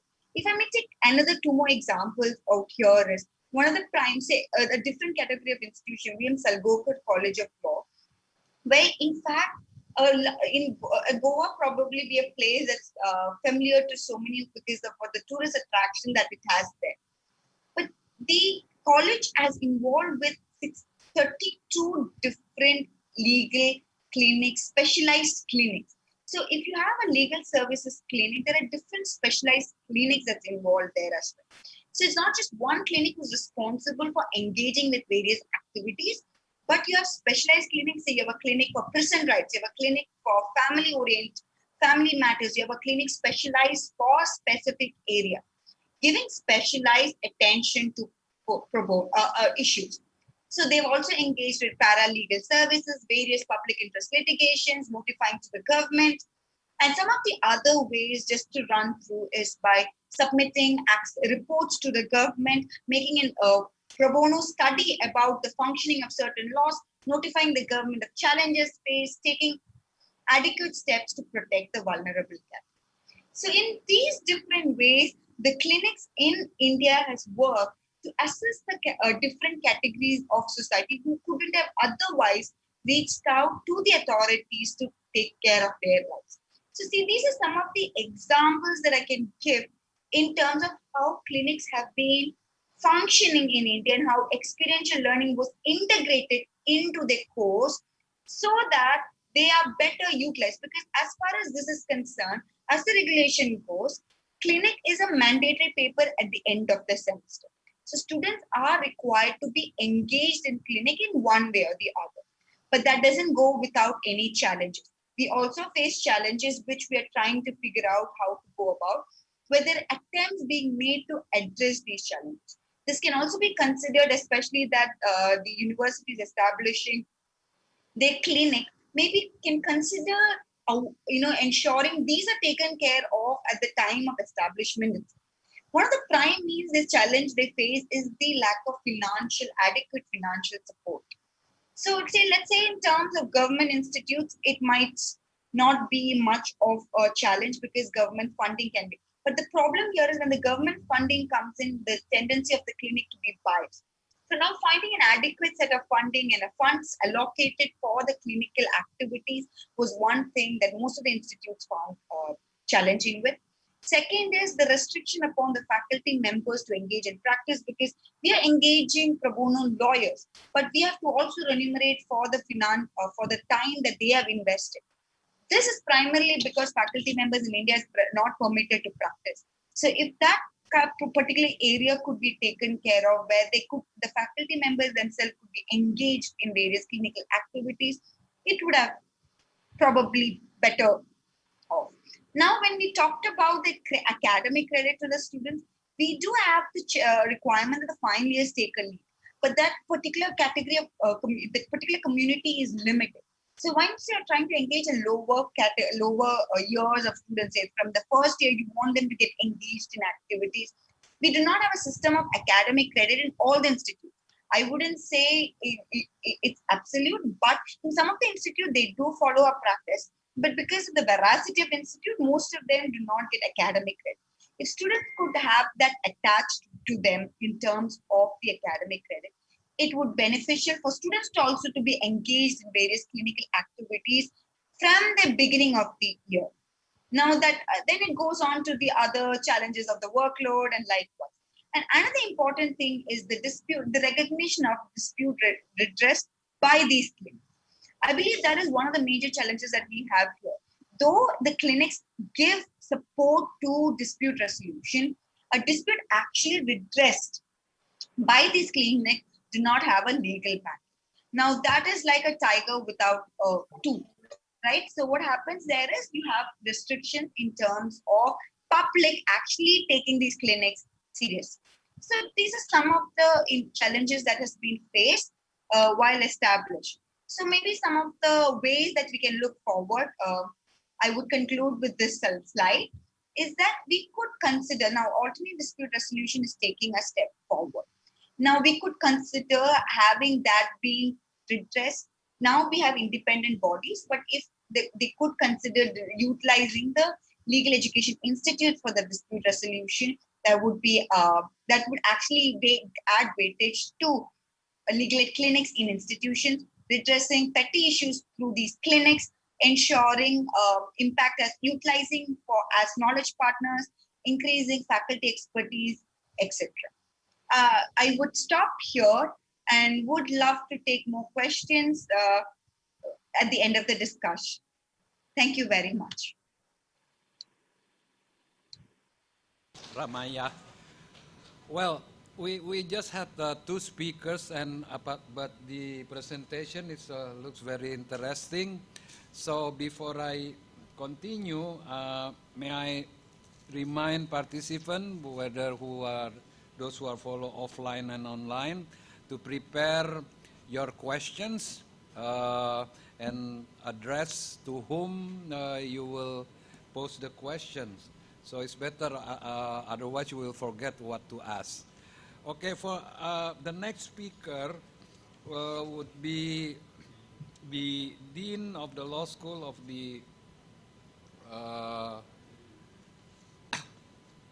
the University of Ateneo de Manila. Good afternoon, Dean Jofilenya. Are you already? Yes, and good afternoon. Yes, well, thank you very much. We meet again. I think this is the initial collaboration since we signed the MOU just earlier this month. That is correct. Well, before I will give the floor to you, Dean, verwijlenya. Please, sir. Okay. Thank you very much, and I'm very honored to be here today in this very important event for University of Pangasinan. Initially, congratulations on your 55th anniversary, and also congratulations to the Faculty of Law for the launching today of your legal clinic. So my congratulations. And again, thank you for this opportunity to share with you our, what was assigned to me was to discuss, give you some information on how clinical legal education in the Philippines has developed. And for that, I've prepared some slides that I hope I can. I hope you can all view my. Yes, it's clear. Thank you. Right. It's interesting when I was, again, listening to Dr. Mamen's presentation, a lot of the features of what she discussed in the experience of India was very, very close to what we have in the Philippines. Sometimes I close my eyes and, I can just imagine her talking about the Philippines and will fit quite neatly as well.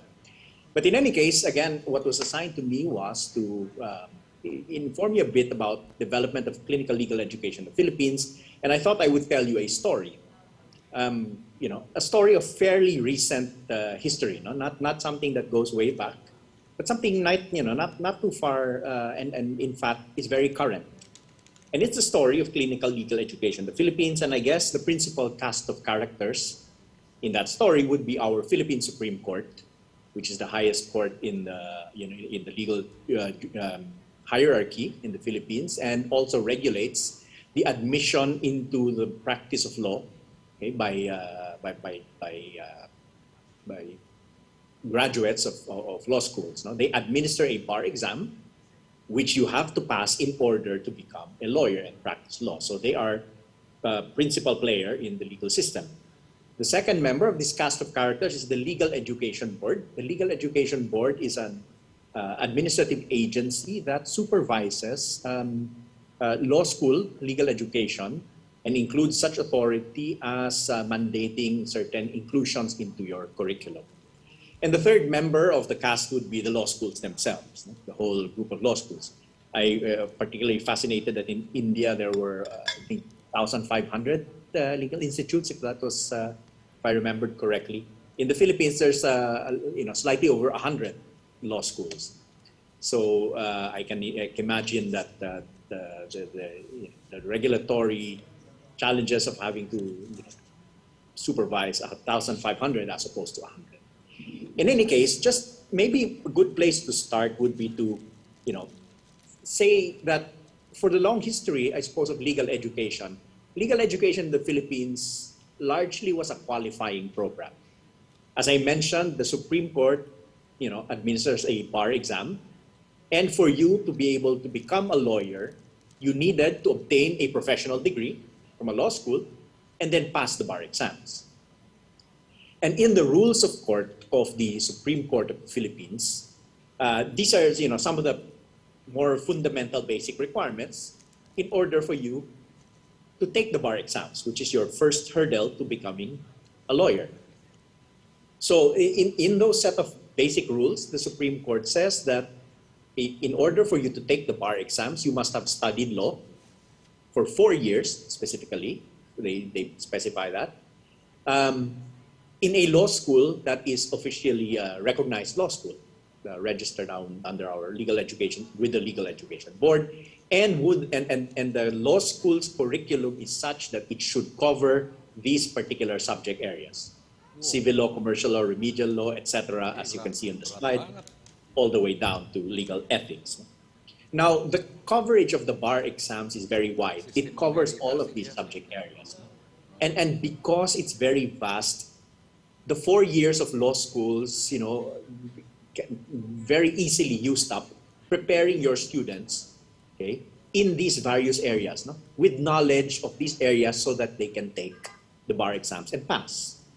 So as you can see, the Supreme Court said, do this, you have to study this in a law school so you can qualify to take the bar. And the obligation of the law schools then, therefore, The market demand for law schools was teach us the law. Okay? Teach us enough so we can pass the bar exams. And because of this wide range of subjects that you have to prepare them for, 4 years certainly is full. I mean, so you can, it's already filled with preparation work. And therefore, largely for a long time, legal education was really a qualifying program. You go there, study, learn law, take the exam. But of course, over time, there's been I guess an awakening of the knowledge of the importance of legal institutions such as law schools in addressing certain issues in our contemporary milieu.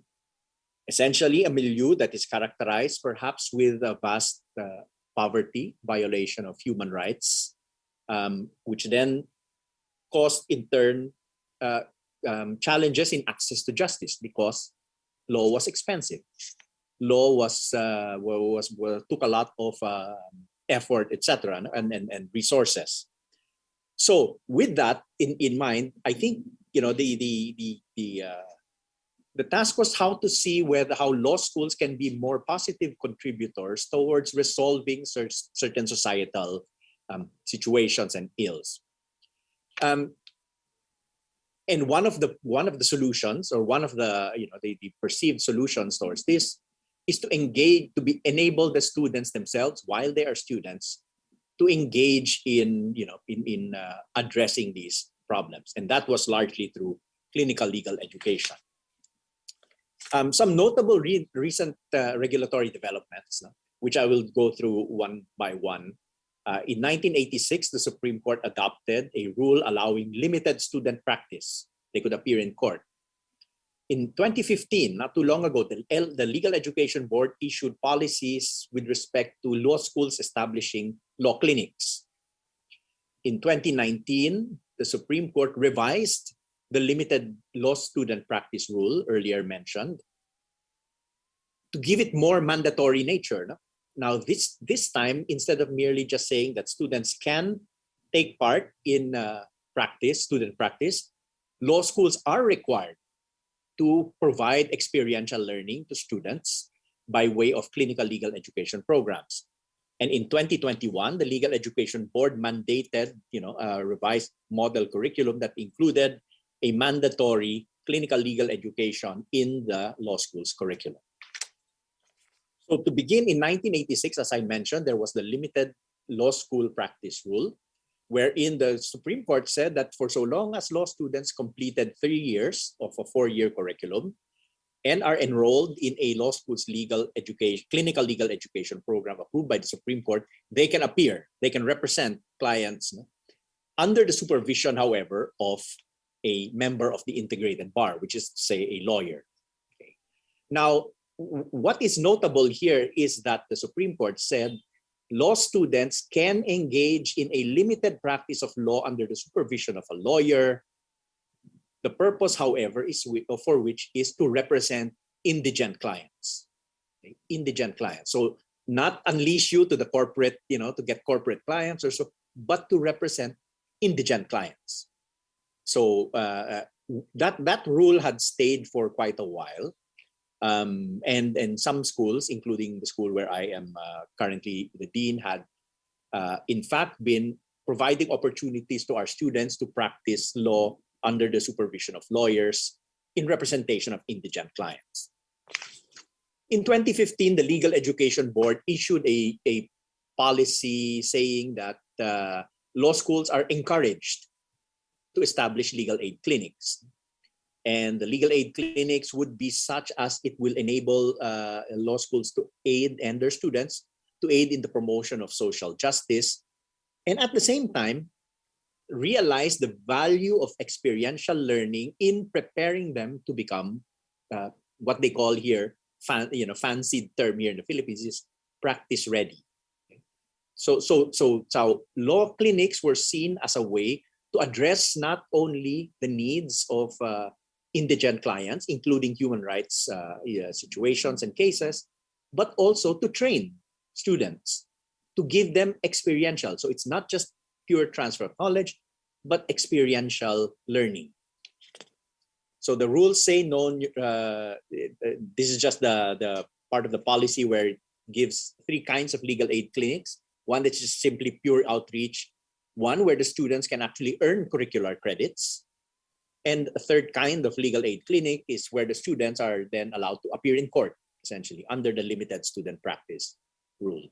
And again, the Legal Education Board issued these policies to encourage law schools to adopt a legal aid clinic, seeing their value in Philippine society. In 2019, 2 years ago, the Supreme Court overhauled, the law student practice rule by now saying, gave it more teeth, by now saying that while before in 1986 we allowed students to practice law, now you have to engage in clinical legal education program activities as otherwise you will not be able to take the bar exams. Okay, so this time, from being merely encouraged or being merely permitted, it now took on a mandatory character. Okay? If you do not, if you cannot be certified as having undergone a clinical legal education program, you cannot become a lawyer because you cannot take the bar exams. So in the kind of legal education program that the Supreme Court mandated law schools to have, they said they were that kind of law clinic for which students can earn academic credits. Okay? And the purpose of the service through the legal education clinics was for social justice, public interest, and the interest of the marginalized. Okay. So, and that would be done, the program of a school could be either by a clinic or by externships, where the students will get involved in various hands-on experience, again, both to train the student as well as to fulfill a societal need for access to justice. So under the new expanded rule for legal practice, the Supreme Court said there are 2 kinds of certifications needed depending on what kind of student practice is going to happen.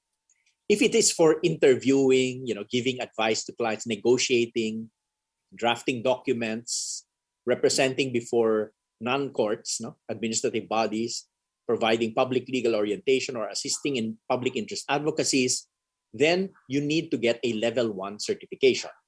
You do that and you can engage in those, then you get academic credits, you're certified, you can take the bar exams. But still maintaining the rule that they adopted in 1986, students could still appear in court. They could take, assist in taking depositions, appear on behalf of a client before a trial, even in criminal cases and appeal cases, although under the supervision still of a lawyer, a certified lawyer. But for this one, you need a higher level of certification. So that set of rules of the Supreme Court provided these, implementing steps for it to be realized. Now, that same rule, that new student practice rule, now mandated law schools. It became the duty of law schools now to adopt a clinical legal education program and to establish at least one law clinic in the school. So as you can see, the development of clinical legal education in the Philippines started from one that merely acknowledged and made it permissible to now a stage of being mandatory. Okay? Where are we right now? Right now, this is in place, and the Supreme Court said this requirement that students must have gone through a clinical legal education program is a condition for students to take the bar exam starting 2023. Okay. So now it is mandatory on law schools, it is mandatory on law students. And the Supreme Court said, this is a statement of their objective, to produce practice-ready lawyers as opposed to just being qualified to take the bar. In 2021, the Legal Education Board mandated a new curriculum for law schools. And in that new mandated curriculum, they introduced already clinical legal education following the directive of the Supreme Court. And under the rules of the Legal Education Board, a student must comply with, at the very minimum, 2 units worth. No, you're given academic credit for at least 2 units. Then you satisfy the Supreme Court's requirement, and you can qualify to take the bar exam. So that is a minimum. Schools are given the flexibility to adopt, as many have, additional experiential education opportunities for their students. These are details now of when this clinical legal education course may be applied.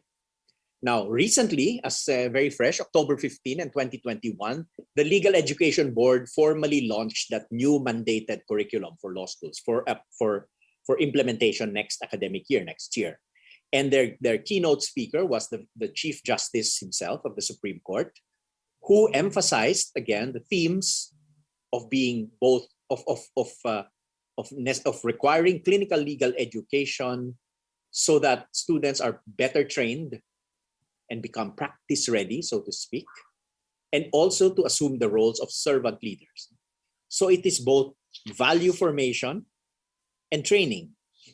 And this statement by the Chief Justice, which again I continue here in the next slide, that he sees that legal education is essentially a very valuable avenue by which persons can train properly by hands-on experience, as well as serve the needs of those who are oppressed or those who are wanting, and to promote social justice. So that's, in a quick nutshell, the development of clinical legal education in the Philippines. We're still in it, as I said, currently, because this is in place, and the new model curriculum will be next year, all in preparation for it being a condition in the 2023 bar. Now, just a very, very quick, I promise, a very, very quick just picture of what we do in the school where I teach and where I supervise. We do have, apart from just teaching the law to our students, we have skills training that was put in, way before these regulations were in place. No?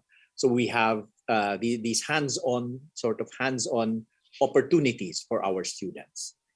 In addition, we have 2 departments or 2 institutions within the law school that directly address human rights, issues of human rights and service. And law student practice models in the law schools will include, therefore, first addresses the question of what kind of lawyers does our school want to produce.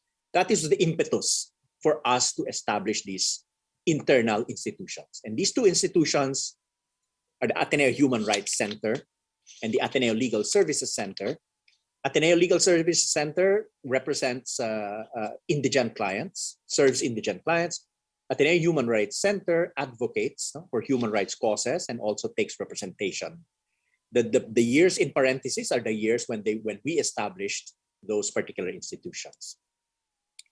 And the various objectives might be slightly different between the Human Rights Center and the Legal Services Center, but at the end of the day, their task and their mission and their vision converge towards the dream of our Ateneo Law School to develop students who are not only skilled in what we call the science and art of the law, but to form their hearts as well towards greater service to our fellow men.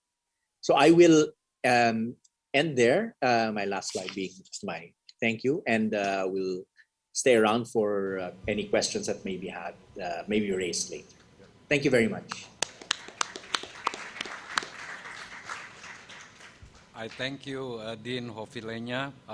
Very interesting topic. I think we at the University of Pancasila can learn from you later.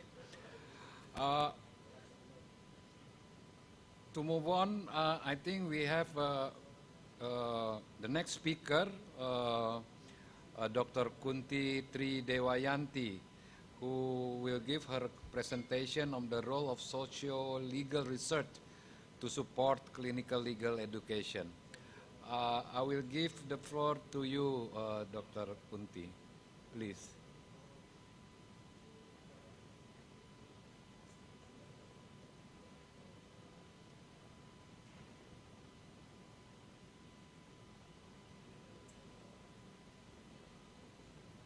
Okay, thank you, the moderator. Assalamualaikum warahmatullahi wabarakatuh. Waalaikumsalam warahmatullahi wabarakatuh. Yeah, good afternoon, ladies and gentlemen. I would like to thank for this opportunity to the speakers in this symposium.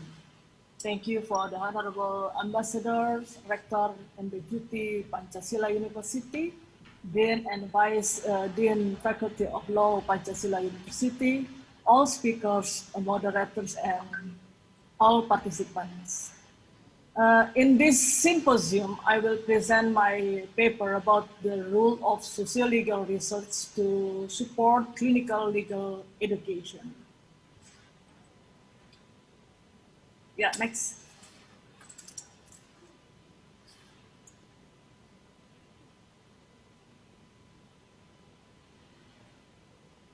Next. Yeah. We saw the phenomena injustice occur, especially during the COVID-19 pandemic. Condition for the poor, indigenous people, women, children, and other vulnerable groups still continues. So, next. So we have background reasons, internal difficulties to assessing consulting services and legal assistance, which is influenced by low level of legal knowledge, financial factors, limited and even non-existent social networks. And external, the impartiality of the legal apparatus toward the victim, and pro bono assistance and lack of legal protection impact in requiring legal assistance. So we have a community needs for the access of justice and legal clinic educations. When the community needs educate legal protection, the quest of access to justice, and the urgency the establish of legal clinic, clinical legal education. This is the Faculty of Law, the needs of litigation and non-litigation approach for clinical legal education based on experiential learning methods. So we have a center of Mother of Social Studies. This is sociology and anthropology. So we have a study and research of sociolegal. And we saw the study of legal studies using the social science methodology approach when we and we know the interface with the contact with law exists. Yeah, next. So when we saw the social legal characteristic, so interdisciplinary studies as a hybrid study of law and law science from the societal perspective, social science and ecological context. This is FIDE or Otto, and they have three disciplines: social legal, the first social legals, sociological law, and sociological jurisprudence. So we have sociological studies differ from social laws, and with it, the intellectual roots come mainly from sociological medicine, and aim to construct the theoretical understanding of the legal system. This is done by legal socialists by placing law with the framework of a broad social structure. And the social legal jurisprudence is one of variant of the legal theory initiated by Roscoe and developed in America starting in the 1913. Quoting from Sustandio Vitnio Voto, The term of sociolegal refer to the talk of realism in the legal science, with a belief, although law in something that produced through the process that can be accounted by the imperative logic and life of law has not been logical. It is a socio-psychological experience. Based on the result of this talk, the new doctrines, the finally born, the sociological jurisprudence regarding law is tools of social engineering.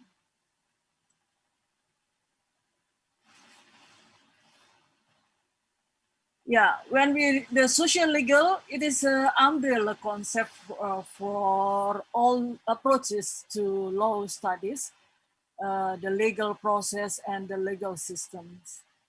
Identification, social studies, text, depending of the context of the include of the process lawmakings, how law formation and to implementation of law, works of law.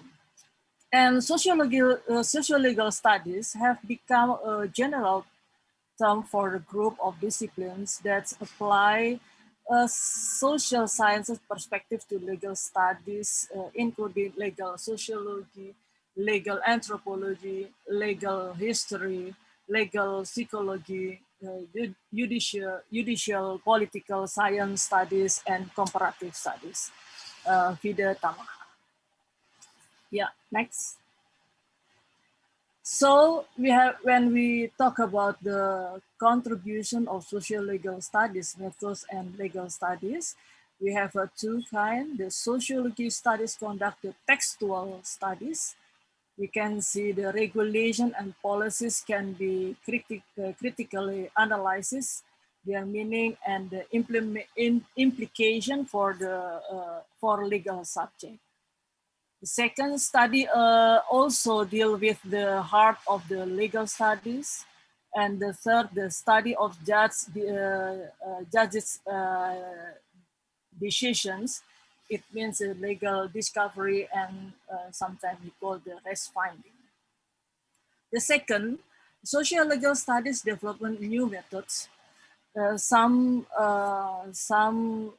scholars can explain it about the new methods, especially Ziggert's combination legal methods and social science. Social legals use the qualitative research, and Flood said about the sociological ethnography. Thomas Sever is a theory of actor work to describe the work and judges and lawyers. And Banakar and Travers a study on the use, the text and the course analysis. And Banakar is a case study of the legal culture. And Sherry Merli, ethnography of international courts. Next.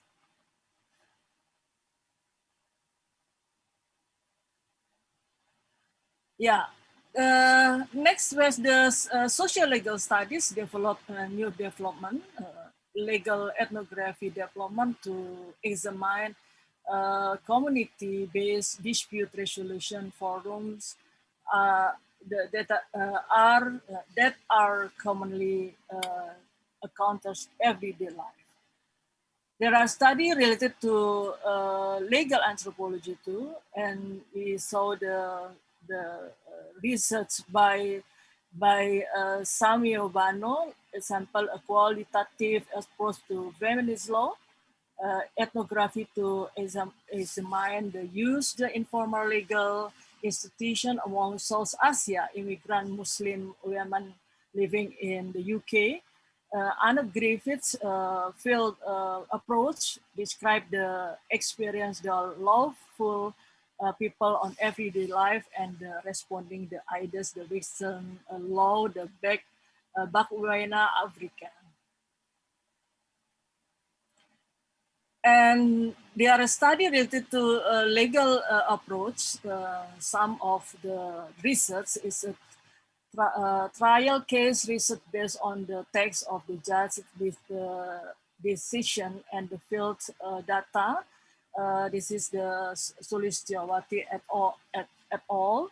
And using the result, the interviewer and experience of actor and practice involved in the trial and legal breakouts or discoveries.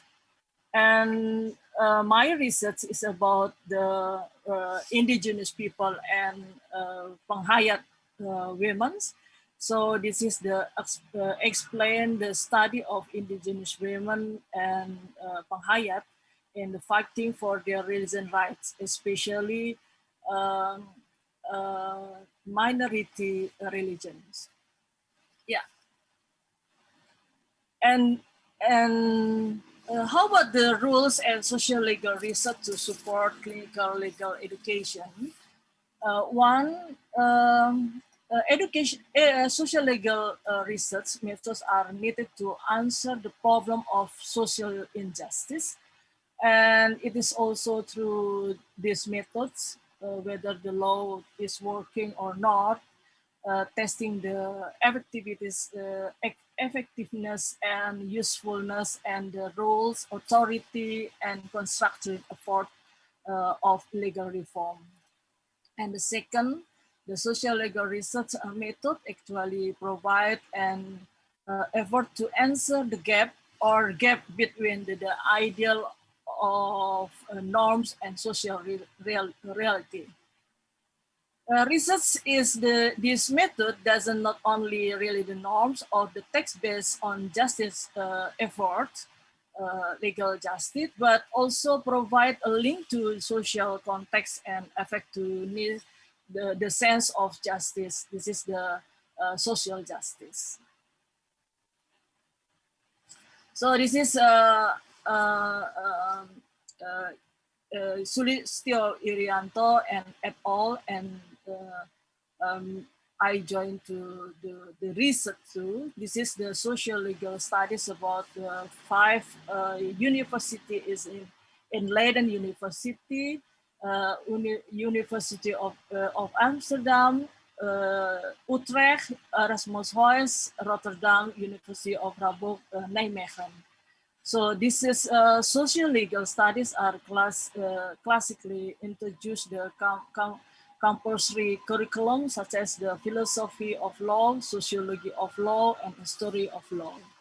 A number of new courses are introduced, namely law and culture, law and society, law, society and justice, comparative legal cultures, history of law, het recht and the rechtsprobleem van burger, migration law, sociology and religion, and etc.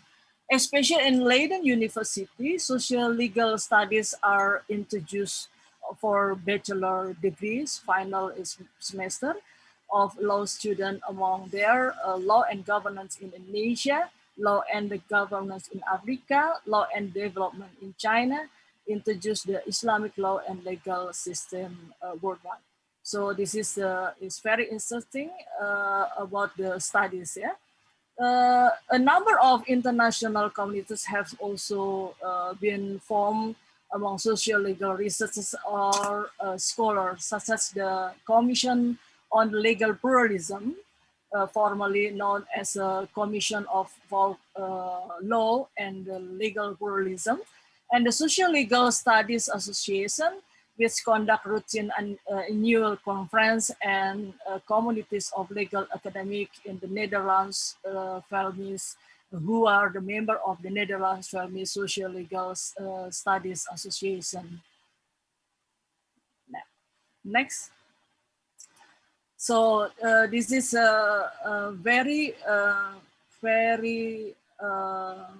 important to know about the social legal, because the social legals will,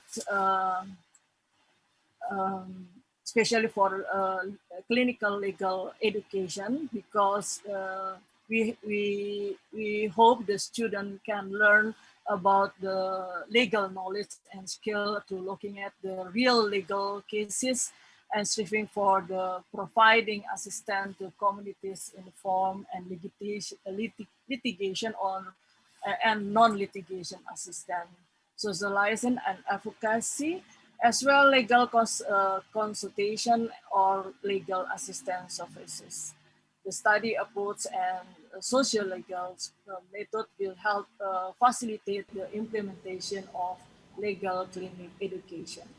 Thank you very much.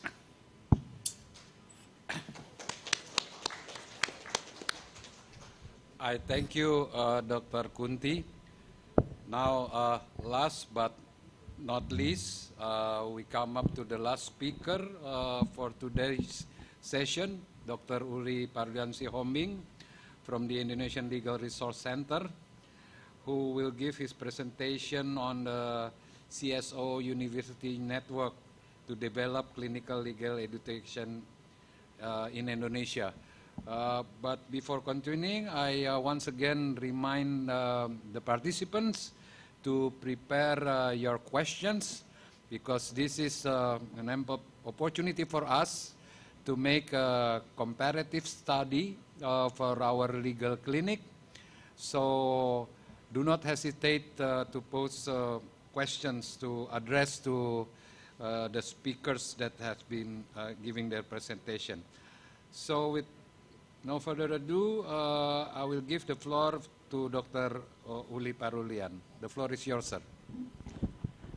Many thanks, Mr. Moderator, Mr. Ambassador Mulya Wiryana. Assalamualaikum warahmatullahi wabarakatuh. Shalom, Om Swastiastu. Very good afternoon, ladies and gentlemen.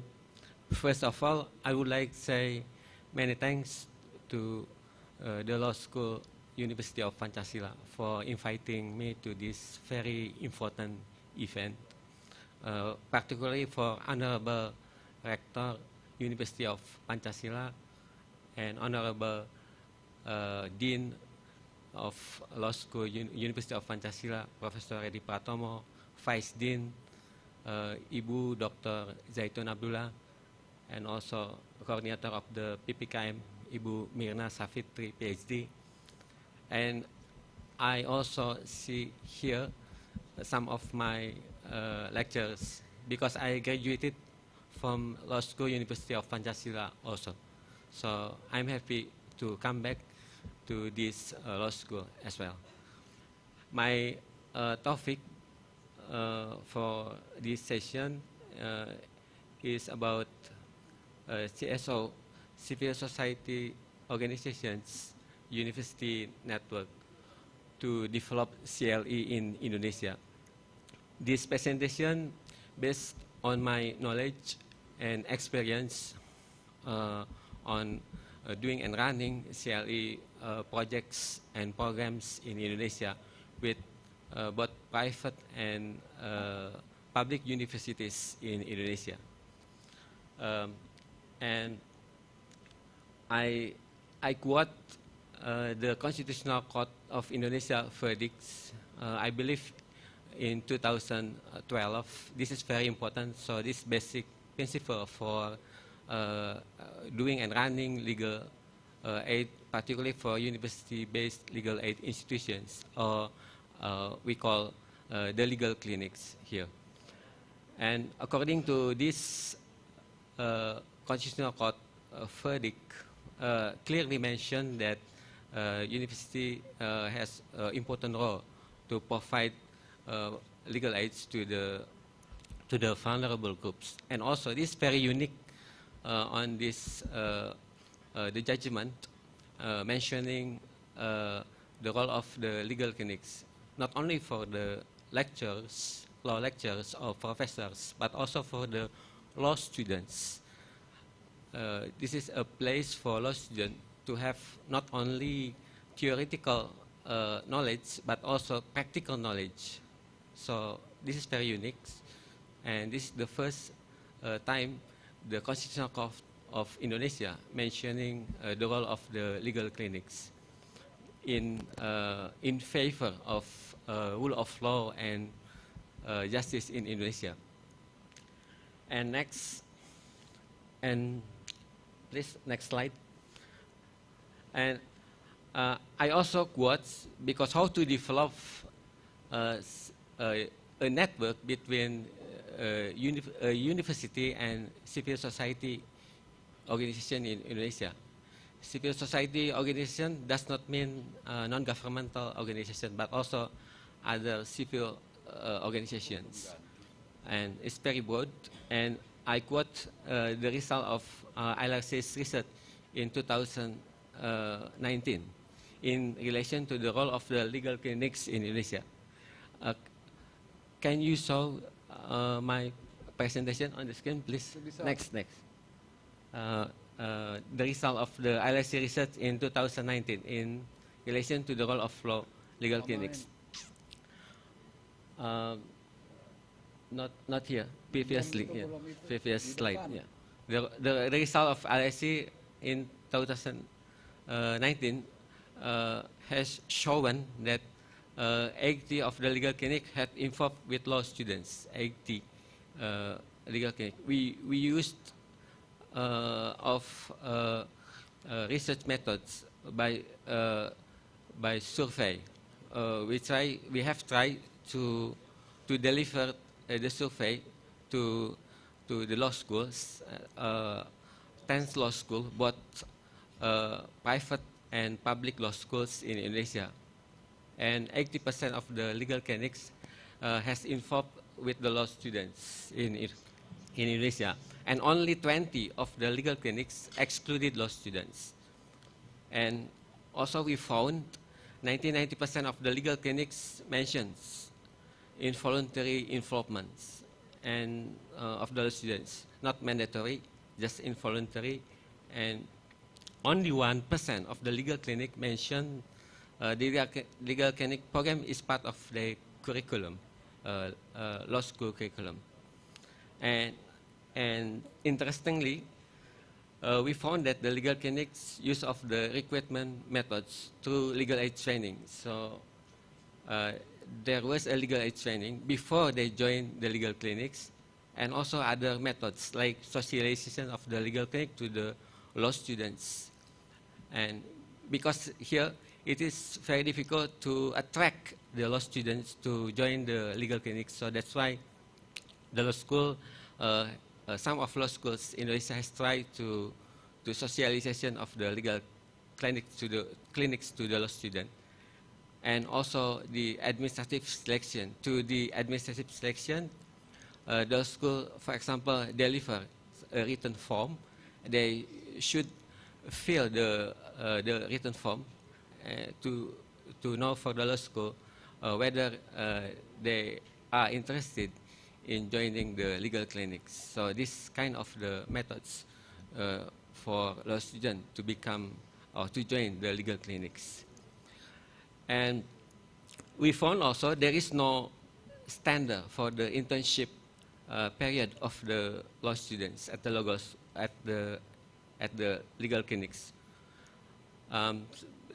because very different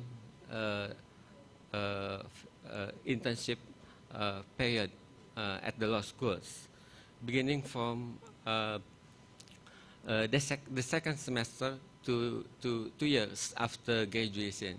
So there is various internship period.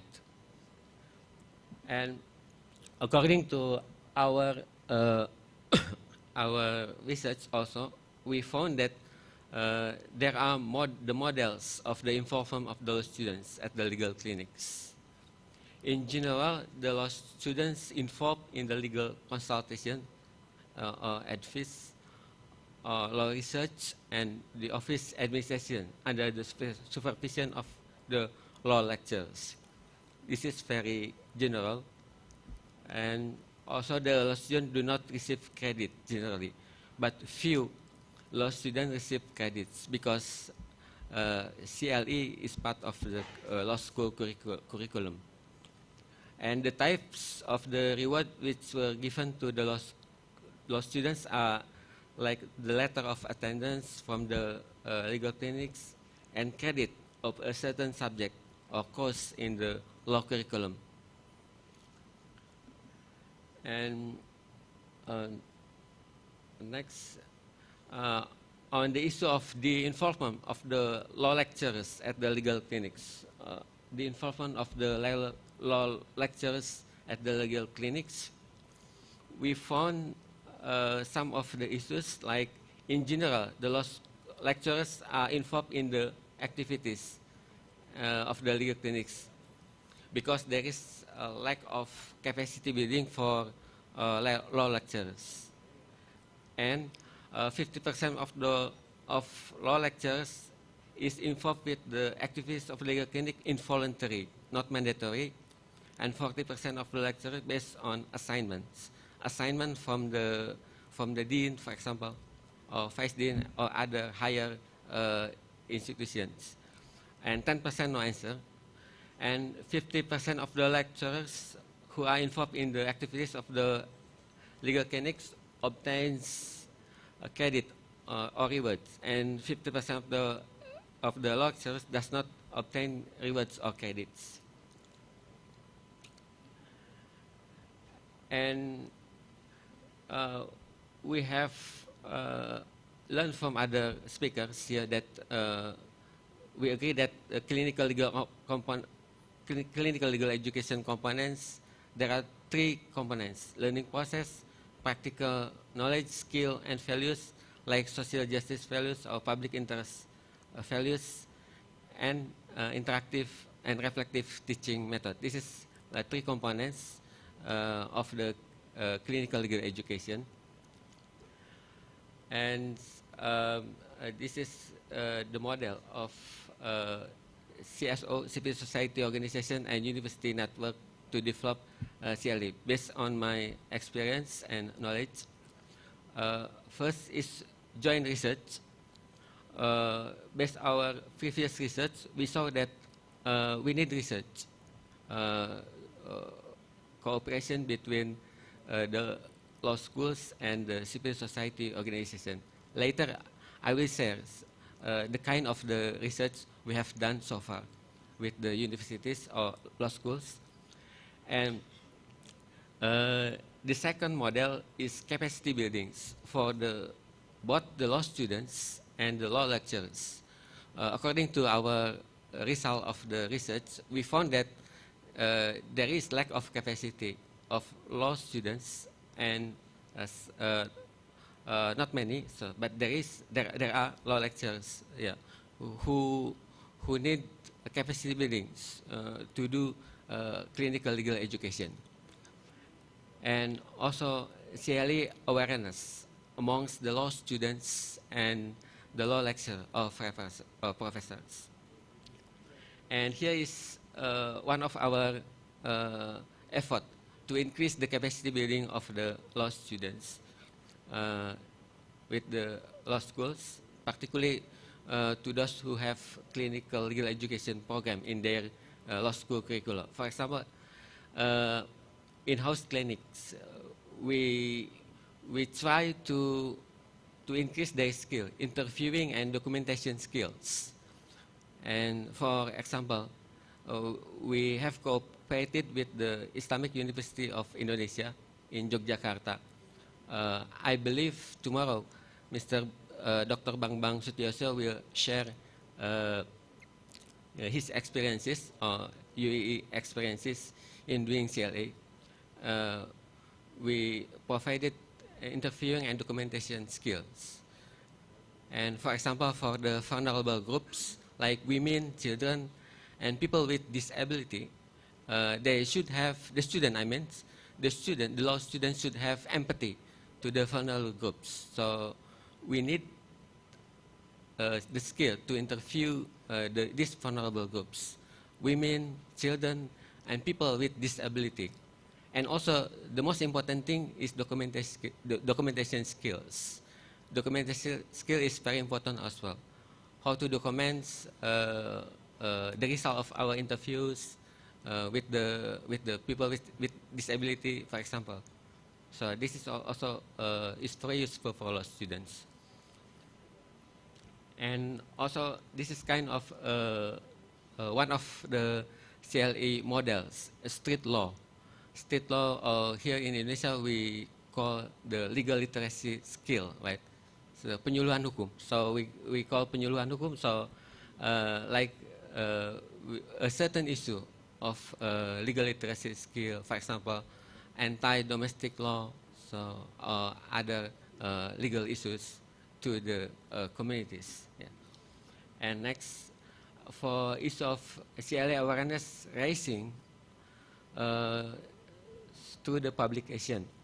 We have joint publication, CSOs and the university, like here, produce books on knowledge of CLE, something like overview of CLE. And then next, for the issue of capacity building, for the law lecturers and the law students, we produce a practical guidance for running a legal clinic. So we need a guidance for running a legal clinics. So we have joined a publication with the law schools and CSO how to run a legal clinic effectively. And also we produce publication on CLA and the legal aid law. So because in the legal aid law in Indonesia explicitly mention law lecturers and law students. I mean here law students and law lecturers are part of the legal aid providers. Accredited and verified legal providers are recognized by the legal aid law, and the Ministry of Justice and Human Rights, I believe every year they issued accredited and provided legal aid providers in Indonesia. And also we made a joint research, CSO and legal clinics, on the accreditation and verification of the legal aid. So there are a number of the legal aid providers, including from the law schools, who have joined the verification and accreditation process provided by the Ministry of Justice and Human Rights. We try to make input to the Ministry of Justice to make verification and accreditation process better in the future. And during this pandemic issue, can you show my presentation on the screen, please? The last slide, my last slide, please. Yeah. During this pandemic issue, we have a joint research with LKBH UII, Islamic University of Indonesia, and some of CSO network here, the Legal Aid Foundation of Indonesia, LBH Indonesia. We have joint research on the paralegal and public perception during this COVID-19 pandemic in Indonesia. Because during the pandemic, the COVID-19 pandemic era, there are a number of the cases, like domestic violence, labor cases, are increases because of the pandemic, because the members of the family are at home. So also during these restriction periods, they are at home. So this is very vulnerable for the members of the family for like domestic violence, etc. We have a joint research to address this issue. Also the paralegal public perception, because paralegal is neglected in the practical area. So we also see that there is an important role of paralegal. For example, students also can be said as a paralegal. So because they provides primary legal aid to the vulnerable groups like children and women, and also they run a clinical legal education program in the law schools. And so, yeah, this our effort to address some issue of the collaboration or network between CSO and university to develop CLE Indonesia. Yeah, I stop here for my presentation. Many thanks. I thank you, Dr. Uli. Well, since we have already concluded the presentation of our 5 speakers, now I would invite participants to pose questions, perhaps starting from the floor, and of course followed by participants from the Zoom. And I also invite perhaps the speakers themselves would like to pose questions to one another, because this is of course sort of a collaborative exercise, so then we can learn from one another. So I invite somebody from the floor. Is there any? Okay.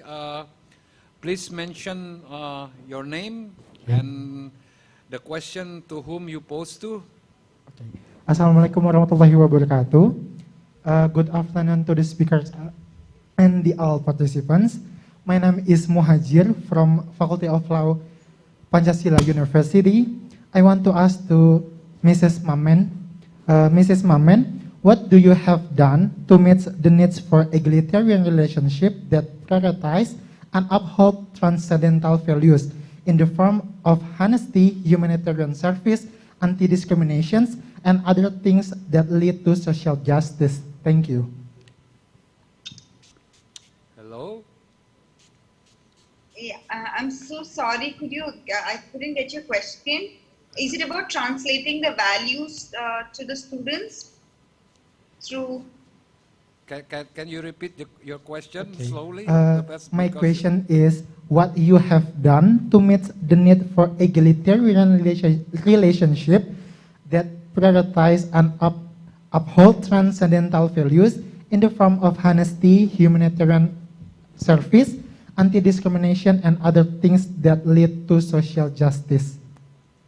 Oh, so as I understand, how what have we done in our institute? Yes. In terms of translating humanitarian approach to achieve social justice? That's correct. Okay. So as I was earlier stating, one of the prime means that we approach that is through filing or assisting the particular category of people to reach out to the authorities or courts, or in terms of, say, let me take an example. One of the social justice practices is, say, we have a system of obtaining Aadhaar cards for all the social schemes that the government provides. So one of the things that institutes engage themselves is by assisting them to ensure they have access to these cards, because people in the vulnerable or the ones who are in the backward sector don't really know that these schemes are available. So the institutions or the legal aid clinics primarily engage themselves.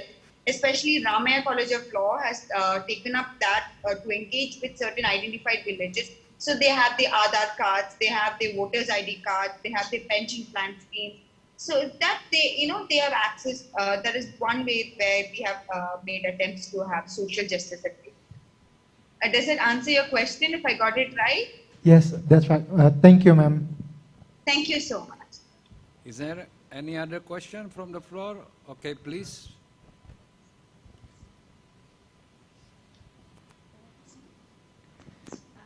Assalamualaikum warahmatullahi wabarakatuh. Good afternoon. Let me introduce myself. My name is Indriana from Faculty of Law, Pancasila University. I would like to ask Mr. Jose Maria a question regarding the activities of the students in legal clinics at Ateneo de Manila University. The question is, how do students at Ateneo de Manila University carry out activities at the legal clinic during the pandemic? Thank you.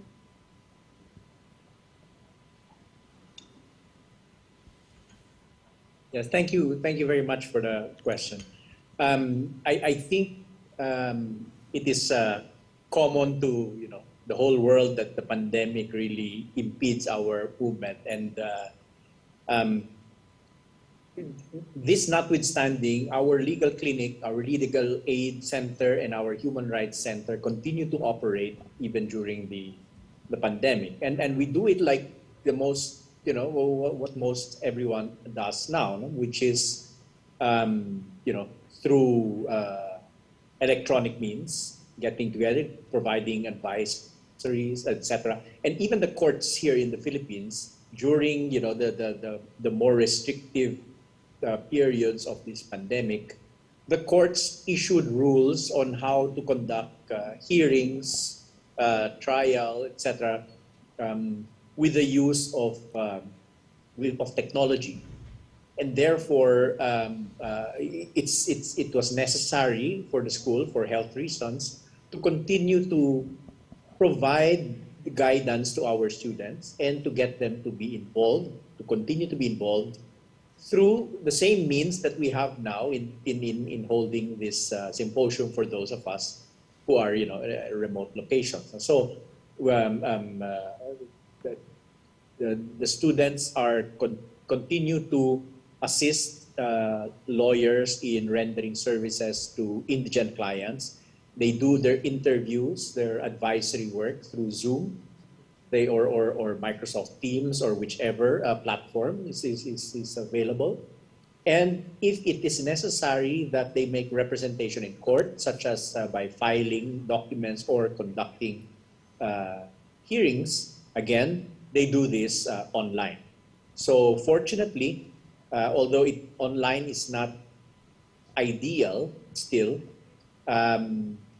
it provided a way for our students to continue to be of service. So in some sense, it's a little easier in that everybody's on call. You don't have to trouble yourself with traffic, for instance, from getting from one point to the other. And that's the way it's been for us. And it mirrors the way we've continued to conduct our education, which is really online. It has to be really that way. Thank you, Dean. If I may give a question posed in the chat room addressed to Dr. Kunti. What makes the conclusion that social legal research meets the values of the clinical legal education? Could perhaps Dr. Kunti answer that question? Hello? Oh. Thank you, moderator. Yeah. Thank you, Rina, for the questions. So this is the very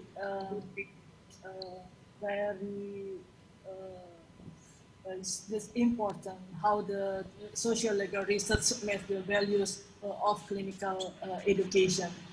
As I told before, the social legal is studies and this doctrinal studies in legal education, and it's a very interesting because there are very special courses for legal clinics.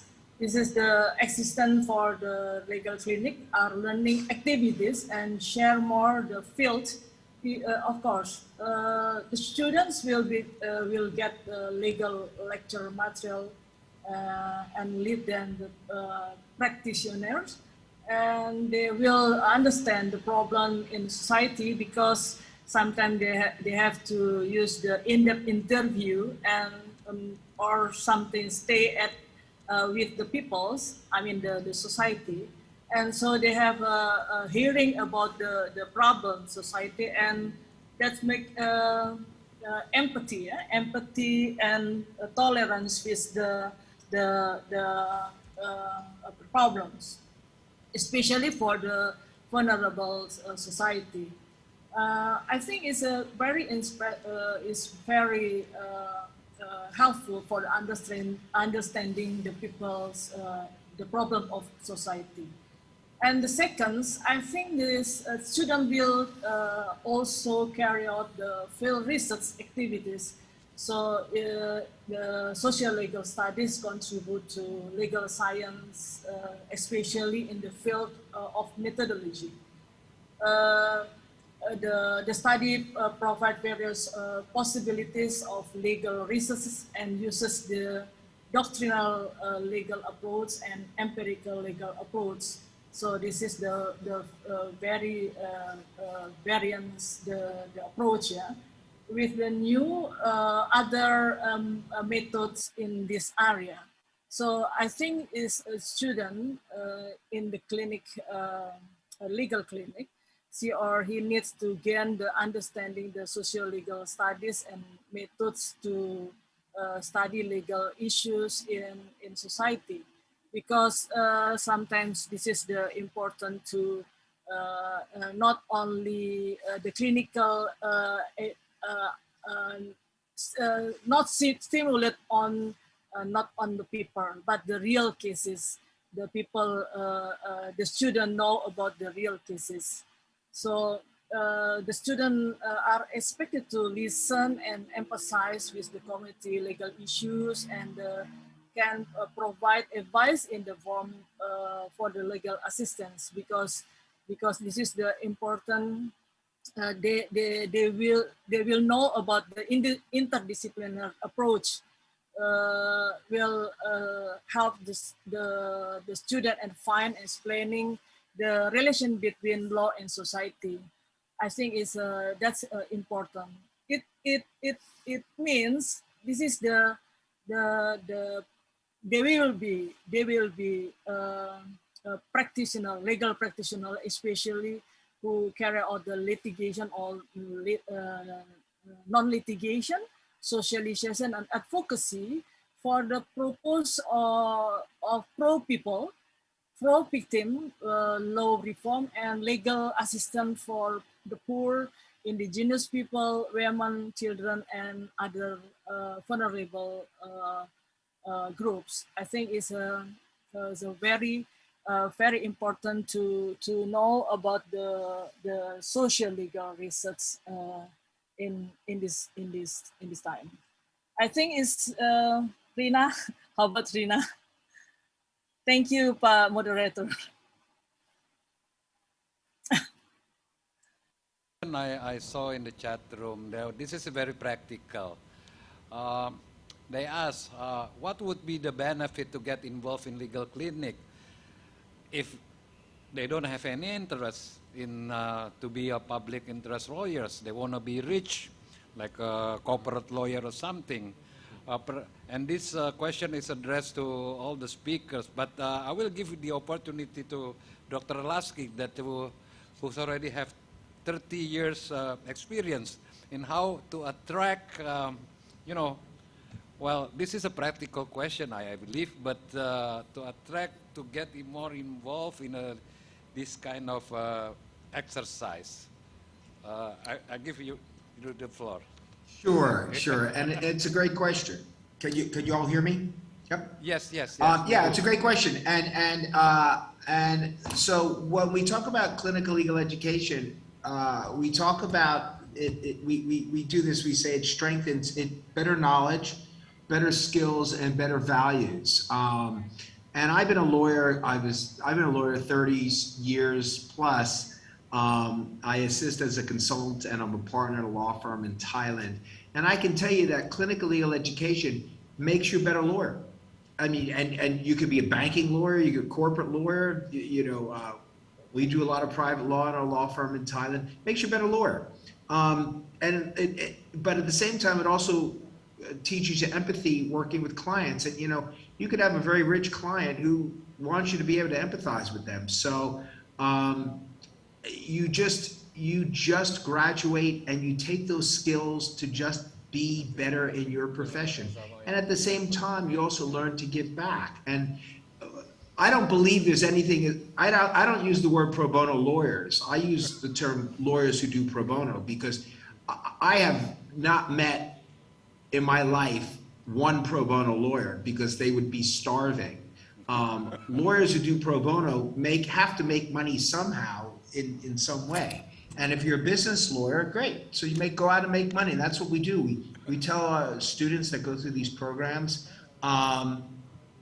go out and make a lot of money, but do it ethically, which is what being a lawyer is. And clinical legal education really instills these values in you. So it's not just about developing a cadre of people that are doing public interest law. In fact, that's a very, very small part of it.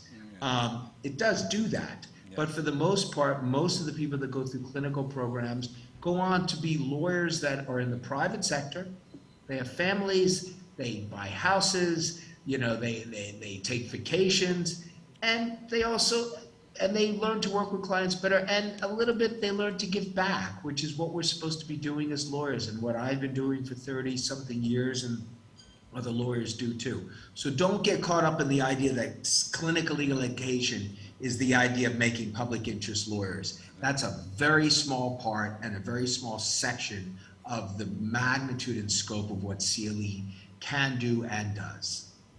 Hope that answers some of the questions. Okay, thank you. Or perhaps from another perspective, can Dr. Uli also give some answers to the same question? I agree with Bruce Lasky. So it doesn't matter the law students want to become a corporate lawyer or a banking lawyer or other private sectors, and that is fine. But we have here the components of the clinical legal education. Like I already mentioned earlier, that there are components like values. Here I mean social justice values, public interest values, and theoretical and practical knowledge. So those components should the students should have those components, or at least they should understand CLE. So in the future, so it doesn't matter whether they want to become a corporate lawyer or banking lawyer or capital market lawyer.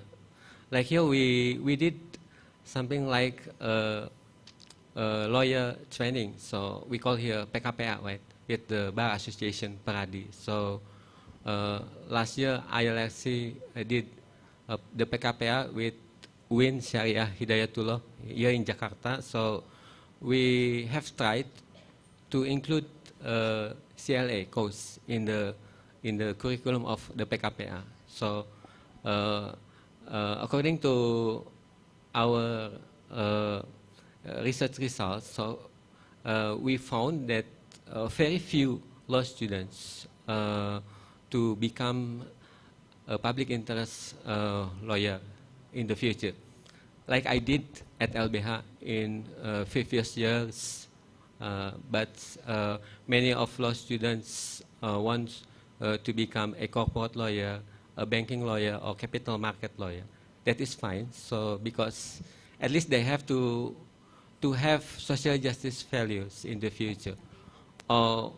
We found also the graduate from the PKPA or law schools students, law students who already attended the CLE course at other law schools, become a judge or prosecutor, public prosecutor, not only lawyers, but also they become judges and even the public prosecutor. So they still have CLE or social justice values.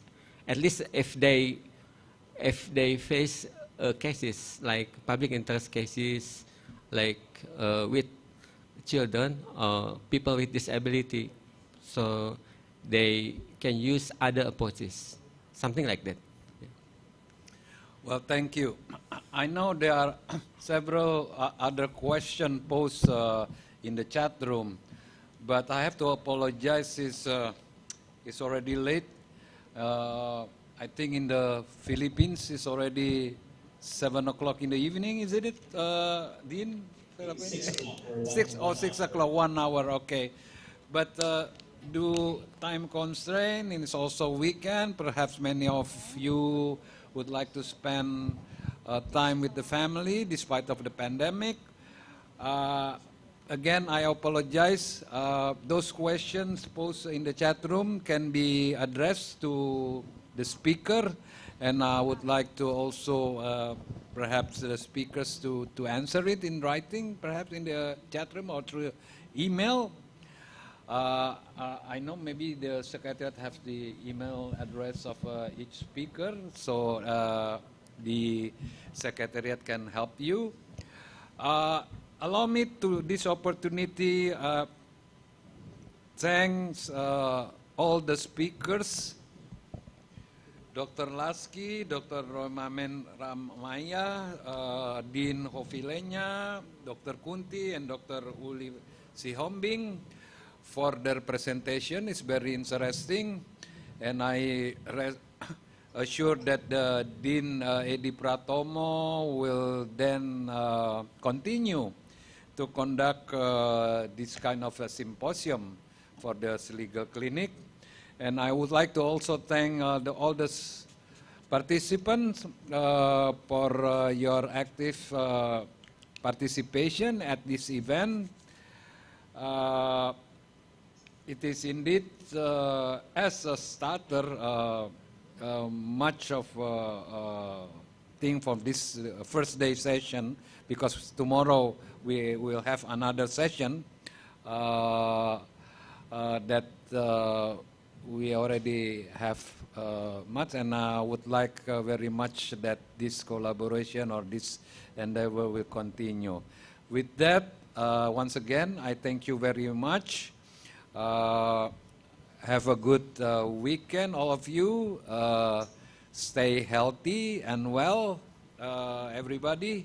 And then I pass the mic to the MC, to the Master of Ceremony. I thank you. Good evening.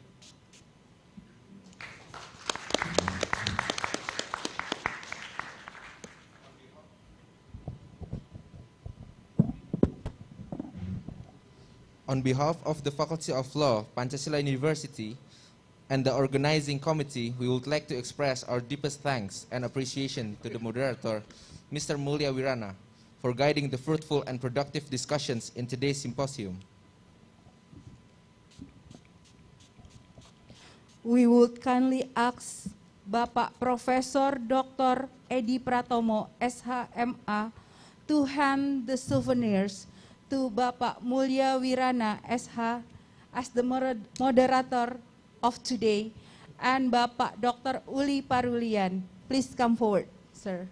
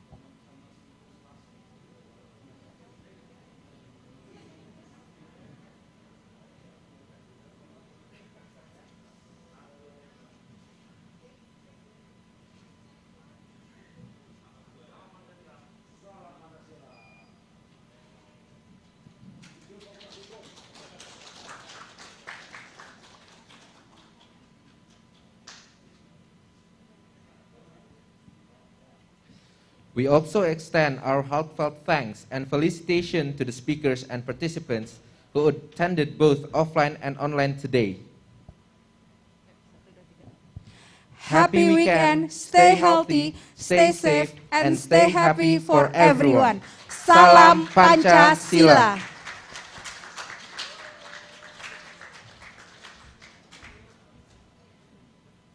Thank you, everyone. Thank you very much. Thank you, Mbak Mirna. Thank you, Mbak Kunti. Thank you for the audience and the participants for today.